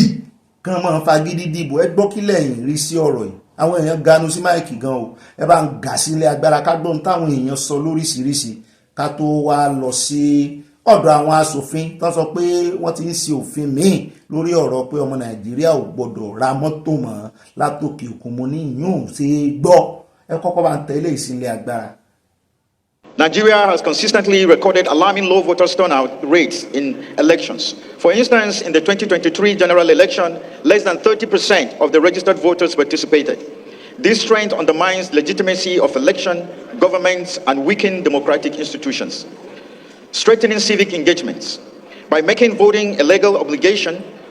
we will instill in the citizens a sense of civic duty and shared responsibility in the governance process. Tó máa àwọn Nàìjíríà mọ́ fẹ́ dìbò mọ́ ẹ̀yin ò ti mọ̀ pé nǹkan kan ni kò sí tó ní kéèyàn mọ́ dìbò nǹkan kan ní ṣùgbọ́n bá ṣe ń dábàá náà lẹ́gbìmọ̀ aṣòfin gbogbo àwọn aṣòfin kọ́ ló fọwọ́ sí o á mú ọ̀rọ̀ àwọn aṣòfin yòókù wá bẹ́ẹ̀ náà láti àwọn ọmọ Nàìjíríà kọ̀ọ̀kan sí. Ọgbẹ́ni tó sọ̀rọ̀ lẹ́ẹ̀kan nípa ti patu tọ́mì láìpẹ́ yìí ó tún ganu sí máìkì ó lòun fọwọ́ sí ń tòun ó ní kì í ṣe Nàìjíríà ní alákọ̀ọ́kọ́ orílẹ̀-èdè tí ó kọ́kọ́ ṣòfin pé dandan ní kéèyàn dìbò. Ẹ gbọ́ ẹ bá ń kọ́kọ́ tẹ̀ sí ẹjẹ́ àgbọ̀ lẹ́nu ìkànnì àwọn aṣòfin tó lóun fọwọ́ sí. It is not just good enough that we have it in our books that voting is compulsory. How will it be enforced? My big brother, the Deputy Speaker, has referenced Australia, that certain incentives could be denied. What are the incentives in our clients? What are those things that citizens even enjoy? Is it that you'll be denied security? There is no water anywhere, as you say, you'll be denied your basic utilities. What exactly will be denied any man who has refused to vote in Nigeria? I don't think there's anything that can be denied any man that has refused to vote. But I have some reservations, Mr. Speaker. We are trying to put something on nothing. It is not the problem mandating citizens to vote. There is no problem making it compulsory for citizens to vote. But a situation where citizens have lost confidence in their vote, it becomes a problem, a very serious problem. Ẹ̀yin eléyìí tó sọ̀rọ̀ kí eléyìí tó sọ̀rọ̀ ẹ̀rín ẹ̀ ló pa mí tó sọ wípé tán bá tiẹ̀ wá ṣe kí náà fẹ́ fi òtélé lórí wípé bẹ́ẹ̀ bá ti dìbò àwọn ò ní fún yín ní nǹkan báyìí o. Mo ní kílẹ̀ ń fún ọmọ Nàìjíríà tẹ́lẹ̀ àwọn ọmọ Nàìjíríà ló ń kéta fúnra wọn. Bóyá bí omi bóyá bí iná àní múnáwá o tẹ́ ẹ̀ bá ti dìbò ṣé ẹ̀ múnáwá tẹ́lẹ̀ àwọn ọmọ Nàìjíríà ò mí sí yín. Ó dàbí ọ̀rọ̀ ìyàwó tí ọkọ sákò lé tí mo ní ìsọ̀ọ̀sì mi náà ló ti ṣẹlẹ̀ lọ́jọ́ sí. Tán ń pe àwọn opó wípé afẹ́ fáwọn opó ní nǹkan o ẹ wá gba nǹkan o ní gbogbo èèyàn bá rí tó jáde lọ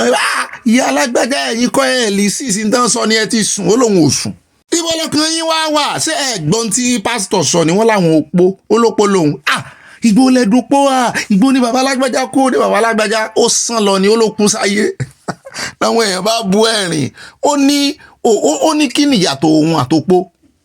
ọdún 6 rèé ìmọ̀ wálé gan lẹ́ẹ̀kọ̀ọ̀kan yẹn bàbá òun ní ọkọ òun yóò tún wá jẹun àwọn òun ò bàjá bó bá bóúnjẹ ńlẹ̀ àwọn ò tún bóúnjẹ fún kò gbọ́ bùkátà àárọ̀ dalẹ́rí lórí ọmọ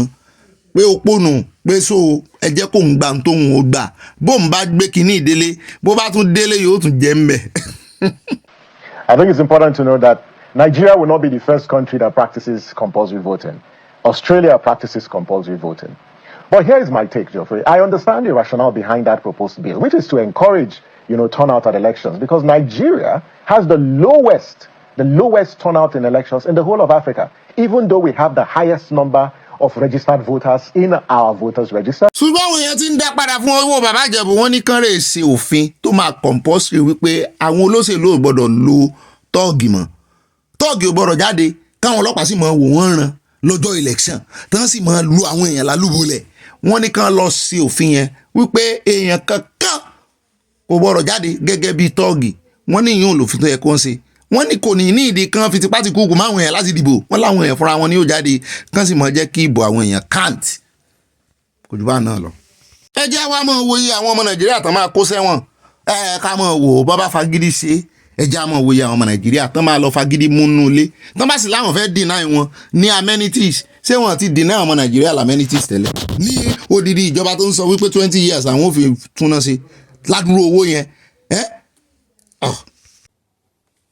ó náà lẹ́rí yẹn o ẹgbẹ́ kílágbé tó fi wá ń dọ̀rọ̀ ẹsẹ̀ wọn ní ẹsẹ̀ 100,000 ní right ni ẹ̀ ń bá wúlò lè dìbò ẹ̀ ń bá wúlò mọ́ dì is not by power is not by fire kò gbọ́dọ̀ jẹ́ tipá tìkúùkù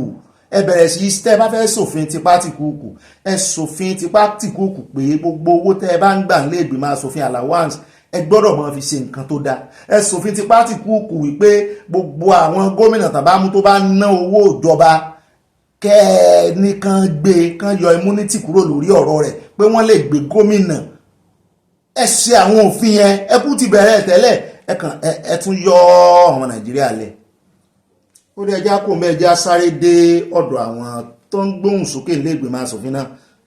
ó dà pé green chamber náà ni níbi tó ti ń sọ wípé àwọn ti bá adé second reading o pé ṣe ń fọwọ́ sí ṣe ń fọkàn bá wọn lọ pàápàá jù lórí mọ́tò náà ti bẹ̀rẹ̀ látìgbà tí ààrẹ Tinubu ti buwọ́lu òfin local content pé àwọn náà fẹ́ ṣe bẹ́bẹ́ mo ní àṣẹ ń target US ni lẹ́sẹ̀ mú ní kólekóle báyìí náà fẹ́ gbẹ̀san ẹwà ọgbọ́ ọ̀nà tẹ́lẹ̀ fi gbẹ̀san lórí ọ̀rọ̀ wípé US fẹ́ máa gba 5% lórí àwọn Nàìjíríà tó ń fowó ránṣẹ́ lé ẹ ti mọ̀ pé yóò báyìí mú ti ẹ̀gbọ́n tán ní CBN governor náà ti ní káwa tá a wà ní diaspora kátúnrẹ́ wa káwa máa gba BVN number míì mo ní sẹ́yìn máa ní BVN number méjì ni wọ́n ní ilé tó jẹ́ ti diaspora mo láwa tá a wá ti ní ti Nàìjíríà ńkọ́ mo tí ì ṣe rìsáàtì mi lórí ẹ̀tàn àti pé kí ni ìwúlò rẹ̀ kí lẹ fẹ́ fi dá lára tó sì wá jẹ́ kólekóle ìgbà tí USA gbé àwọn ìgbésẹ̀ kan ṣùgbọ́n eléyìí yóò bá USA náà gẹ́gẹ́ bí mo sì gbọ́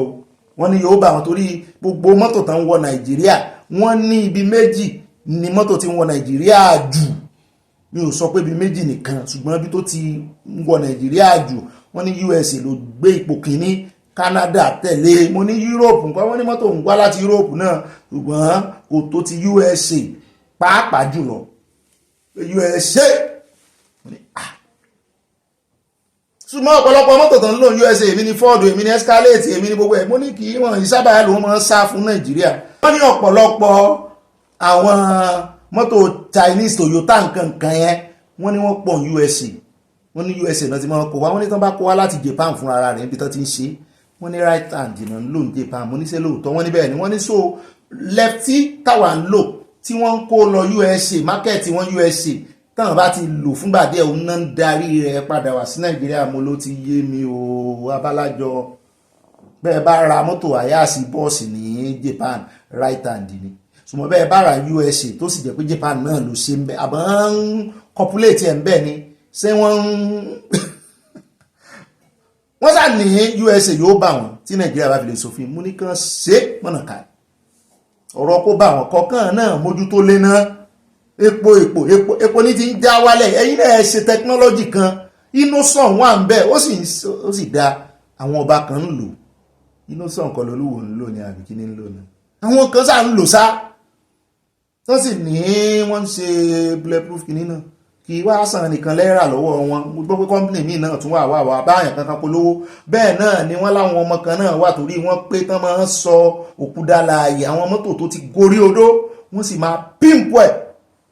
tán máa sọ di mọ́tò gidi náà bẹ́ẹ̀ Mercedes ayé àtijọ́ àwọn Volkswagen ayé ẹ padà sí di yẹrí ń bẹ́tọ́ wọ́n ti bá mi yẹrí ń bẹ́tọ́ náà rògbà Volkswagen àmọ́ sísìtì báyìí tí àmọ́ bọ́lẹ̀ fún èèyàn kan ni tọ́lẹ̀ padà sí díẹ̀ wọ́n dọ̀ ẹjẹ́ agbọ́ bí ọ̀rọ̀ náà ṣe lọ lẹ́gbẹ̀ẹ́ máa sọ̀fin. And since the rise of a local brand such as local vehicle manufacturers, we are still heavily dependent on imports of automobiles. The bill is important, it's good for our economy and for our nation. If we're able to go this route, we then be able to encourage our manufacturers, even more, to come on board. Nigeria cannot come to lead the world in marine debt. Our vectors are evolving, our parasites are adapting. So must our institutional responses. Ó rẹ̀ káàbọ̀ padà ẹjẹ́ wá dọ́dọ̀ àwọn ológun òbí láti kó gbogbo ẹ̀pọ̀ níbi tí ọ̀gá ológun Chief of Defence wọ́n ti garan sí Mike wọ́n ní agbára àwọn tó ipá àwọn òpin àwọn ní nǹkan ológun tán lè fi dojúkọ Boko Haram àti gbogbo anybody tó bá jẹ́ agbésùmọ̀mí wípé àwọn ń ṣiṣẹ́ takuntakun wípé káwọn oníròyìn náà help àwọn wọ́n ní káwọn oníròyìn náà help àwọn ibi tó ti ń sọ náà ni ọ̀gá ológun kan tó jẹ́ ti ojú òfurufú náà ti ganu sí máìkì ẹ jẹ́ àkọ́kọ́ sọ tọ̀gá ológun ojú òfurufú yẹn náà wọ́n bá ganu sí máìkì wípé àwọn ń kìlọ̀ fún àwọn kinní nísìnyí o àwọn agbésùmọ̀mí ẹ wá lay down your arms o kẹ́ ẹ wá sọ̀rẹ̀ǹdà lára ìjẹ̀bẹ̀ àwọn ó pààyàn àwọn ti fẹ́ bẹ̀rẹ̀ offensive gidi àwọn fẹ́ máa pààyàn gan ni ọmọ Nàìjíríà bá yà bọ̀ pé ẹ má wulẹ̀ dájọ́ sí nǹkan kan ọ̀rọ̀ ẹnu yín gan ò lè jẹ́ kán tèkì yín serious pé bẹ́ẹ̀ bá tiẹ̀ kìlọ̀ fún ẹ lọ àdírẹ́sì wọn ẹ ní intelligence tó kúnjú òṣùwọ̀n ni láti mọ ibi tán wà ó sì wá dórí ẹ̀rọ ayélujára àwa tẹ́ ń bá sọ̀rọ̀ ọmọ Nàìjíríà tí ò ní ẹbọ lẹ́rù lẹ́ ń bá sọ̀rọ̀ ẹ lọ síbi tán wà ẹ mọ zóònù wọn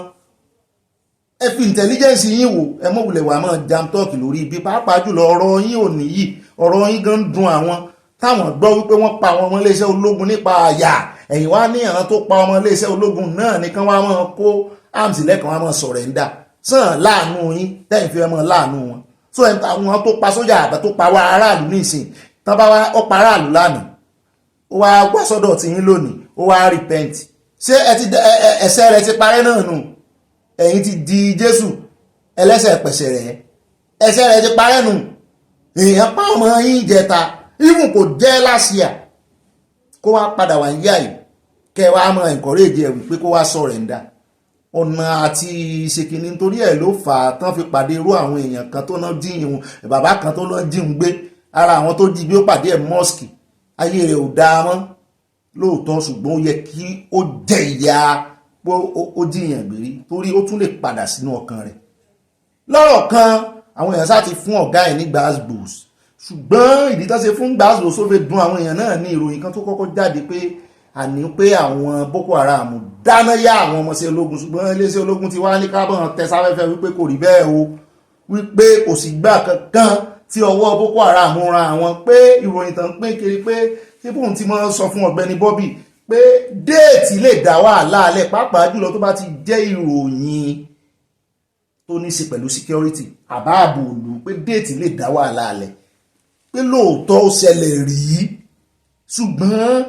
kò ṣẹlẹ̀ báyìí pé báwọn èèyàn bá ń gbé èyí tó ti ṣẹlẹ̀ rí bí ìgbà tó jẹ́ wípé ó ṣẹlẹ̀ wọ́n ní èèyàn lè fi rán àwọn èèyàn létí o pé ẹ wá o adúpẹ́ o eléyìí ti ṣẹlẹ̀ rí o ṣùgbọ́n àwọn ọmọọṣẹ́ ológun wọ́n ń sapá wọn báyìí o wọ́n ní kò ṣẹlẹ̀ níṣẹ́ lóòótọ́ lẹ̀ ń sọ wọ́n ní àní kò ṣẹlẹ̀ pé pàápàá jùlọ ká tó gbéròyìn bá a bá gbọ́ pé ṣé èmi mẹ́ni tó fi fọ́nrán yẹn síta ṣé mo mọ̀ rí pé o mọ̀ rí gan-an ìwọ gan-an wọ́n mú ọ a sì mọ̀ lóòótọ́ gbọ́ náà à ń rí ni oníkálukú ń pín kan ara wọn náà ni a sì ń tara ajé pé mélòó wá nù wa náà la rántí béèrè déètì gbogbo bá a sì ṣe mọ kíní tó àti ilé kọ̀ǹfàmù déètì torí mo ti gbìyànjú ẹ̀ títí tó bá jẹ́ ti picture ni títí kan déètì la kọ̀ǹfàmù ẹ̀ ṣùgbọ́n fídíò bẹ́ẹ̀ bá sì rí ẹlòmíì gan tó sẹ́ gbé ó lè kọ déètì láṣìásí ó lè kọ déètì àwọn kan gbé tán kọ déètì ọdún ìsìn tí ò sì rí bẹ́ẹ̀ ẹ́mbásì ti rí tó rí déètì ọdún yìí ṣùgbọ́n tó mọ ibi tí fídíò ti ń bọ̀ èèyàn mélòó ló mọ ibi tí fídíò yẹn ti wá sùn torí ẹ̀ làwọn náà ṣe ń bẹ ológun báyìí pé yín náà mọ̀ ṣe intelligence yín kíákíá kò dìgbà kan bá gbé fídíò kan kẹ́ ẹ tó wá jáde ẹ̀yin náà ẹ wà engage lórí ẹ̀rọ ayélujára ẹ mọ́ fojú tẹ́ńbẹ́lú ẹ̀rọ ayélujára ẹ mọ́ fi intelligence yín ẹ mọ́ fi mú àwọn agbésùmọ̀mí náà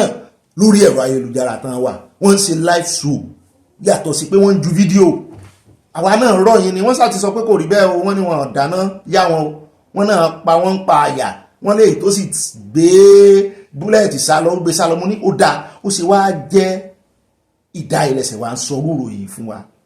nígbà táwọn èèyàn ti kọ́kọ́ gbé ìkẹ́sì mọ̀ pé irọ́ mọ́ tètè lọ ẹ̀yin ò ṣe jáde kẹ́ẹ̀ṣe press brief lórí ẹ̀ wípé irọ́ o kọ́ tí ẹ̀ tó gbé ìròyìn ló yẹ kẹ́yìn ti jáde wọ́n outsmart yín rèé ìbọn nìkan kọ́lé èèyàn fi ń jà fóònù àti íńtánẹ́ẹ̀tì náà ohun ìjà ní wọ́n ní ọ̀rọ̀ mi yé àwọn wọ́n ní ṣùgbọ́n àwọn ní tó kájú ẹ̀rọ bá ń tẹ̀sí ilé agbẹ̀rẹ̀ jẹ́ agbọ́ lẹ́nu Chief of Defence. Actions have been taken to ensure that we address the series of attacks that's ongoing. We have seen recently the new theater commander has been brought in, other commanders to have been changed. A lot of equipments are even being brought in to the theater. Now what we realize is that if you look at the entire Sahel region, the pressure in Mali, Chad, and Niger has put a lot of pressure on Nigeria, and that's why you see these recent attacks have occurred. But we are addressing that in clear terms, making it very clear that we are experienced personnel that have been here and have made that difference. Whatever is going on is just for a short while. Now, for this last week, and we have addressed it so drastically that it's going to stop, and henceforth, there will be positive results from the theater. And not only this theater, as we speak, our troops are out there in Sambisa, in Timbuktu, doing operations as we go on, as we say, Ministry of Internal Affairs, to look into these issues of border management. And I think steps have been taken. So we are open to all friends of Nigeria that want to support us to ensure that we get this peace. Russia has shown commitment in doing that. And you know, over time, they've been committed in the nation, has always supported Nigeria whenever the need arises. ẹ̀yà wá sáré dẹ́kọ̀ọ́ níbi tí wọ́n ti sọ wípé ariwo pọ̀ kí lẹ́yìn rò pé ó ń dáriwo lẹ̀ lẹ́kọ̀ọ́ kí lẹ lérò ẹ̀jẹ̀ á gbọ́. Sounds like these are common in a bustling city like Lagos. While it may seem normal in some areas, the Lagos State Environmental Protection Agency says several establishments have been sealed for consistently exceeding permissible noise levels. As part of its ongoing advocacy efforts to raise awareness among repeat offenders and promote the vision of a noiseless mega city, this is therefore a warning to our stakeholders, especially worship centers, industrial organizations, entertainment industries, to please adhere strictly with government regulations on the approved decibel in various places, as violators of the regulation risk prosecution in accordance with the dictates of the law. The government too has a big role to play. There should be differences between a residential building and a religious houses. But unfortunately, now we convert our house to the mosque, we convert our shop to the church, and before you know it, we begin to make noise. Typically, we have over 1,000 of them in the room, and what we try to do is to deliberately run them through our regulations, right? Starting from the noise limits to what the regulation says about consideration for your community and for the neighbors you have around you, all the way to enforcement and our process for sealing or confiscation of noise equipment and things like that. But it's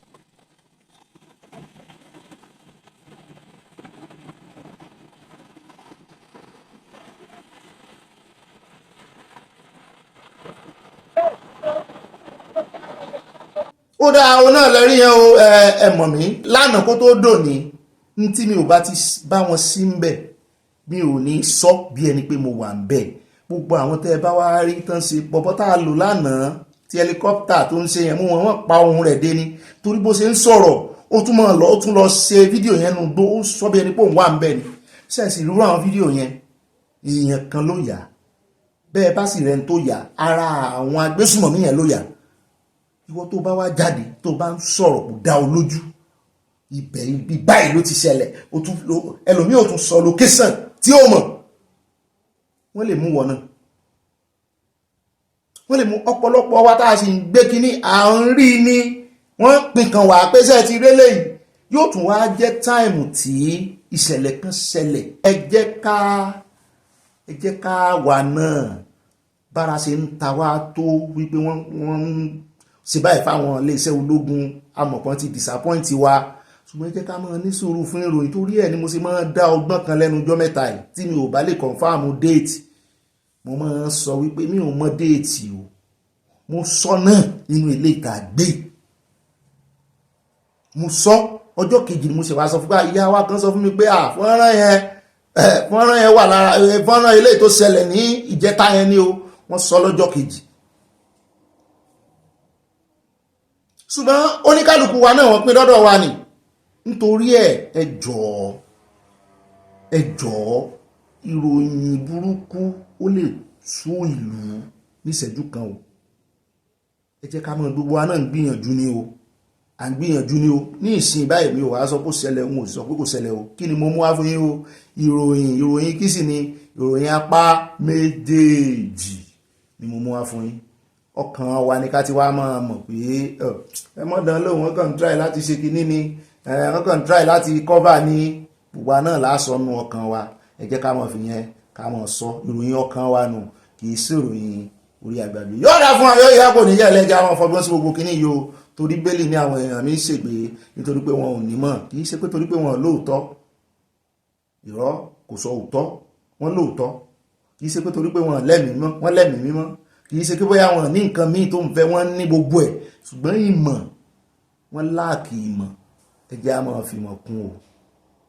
fìmọ̀ kún o ara àmọ̀ táwọn fi kún náà ní wí gbogbo ń tẹ́ bá gbọ́ lórí ìkànnì kí ni o allegedly and reportedly ni a report ẹ̀ ní reportedly ni a sì lò láti tẹnu àbùkù bá èèyàn kankan àtẹnu àbùkù bá èèyàn àtẹnu àbùkù bá ìjọba àtẹnu àbùkù bá iléeṣẹ́ kankan òótọ́ ibẹ̀ náà là ń sọ̀n gẹ́gẹ́ bí ìròyìn ṣùgbọ́n lọ́kàn wa oníkálukú mú òótọ́ ọbẹ̀ nítorí Yorùbá lọ wọ́n bọ̀ wọ́n ní oníkùn ló mọ̀ká yóò dáa fún ọ yóò yá kò ní yẹlẹ ẹ bá ń pín bó bá dénú yín o ẹ mọ̀jà jíjà supremacy o ìjà supremacy tó tún ṣe bẹ̀rẹ̀ láàrin àwọn lọ́balọ́ba ní Ọ̀yọ́ state báyìí àmọ́ fi tó yín létí ibi tó bá dé torí àwọn Ìbàdàn ti ń pa ìtàn wọn àwọn ará Ọ̀yọ́ báyìí pé ọ̀nà dúró tí yóò bá pé níbo lọ́yọ̀ wà wọ́n lọ́yọ̀ ayọ́mọ́lẹ̀ ó dáa o gbogbo wa náà lọ́yọ̀ yóò dáa fún wa o Ọ̀yọ́ láwa Ọ̀yọ́ hold. I see you tomorrow by God's grace. I love you.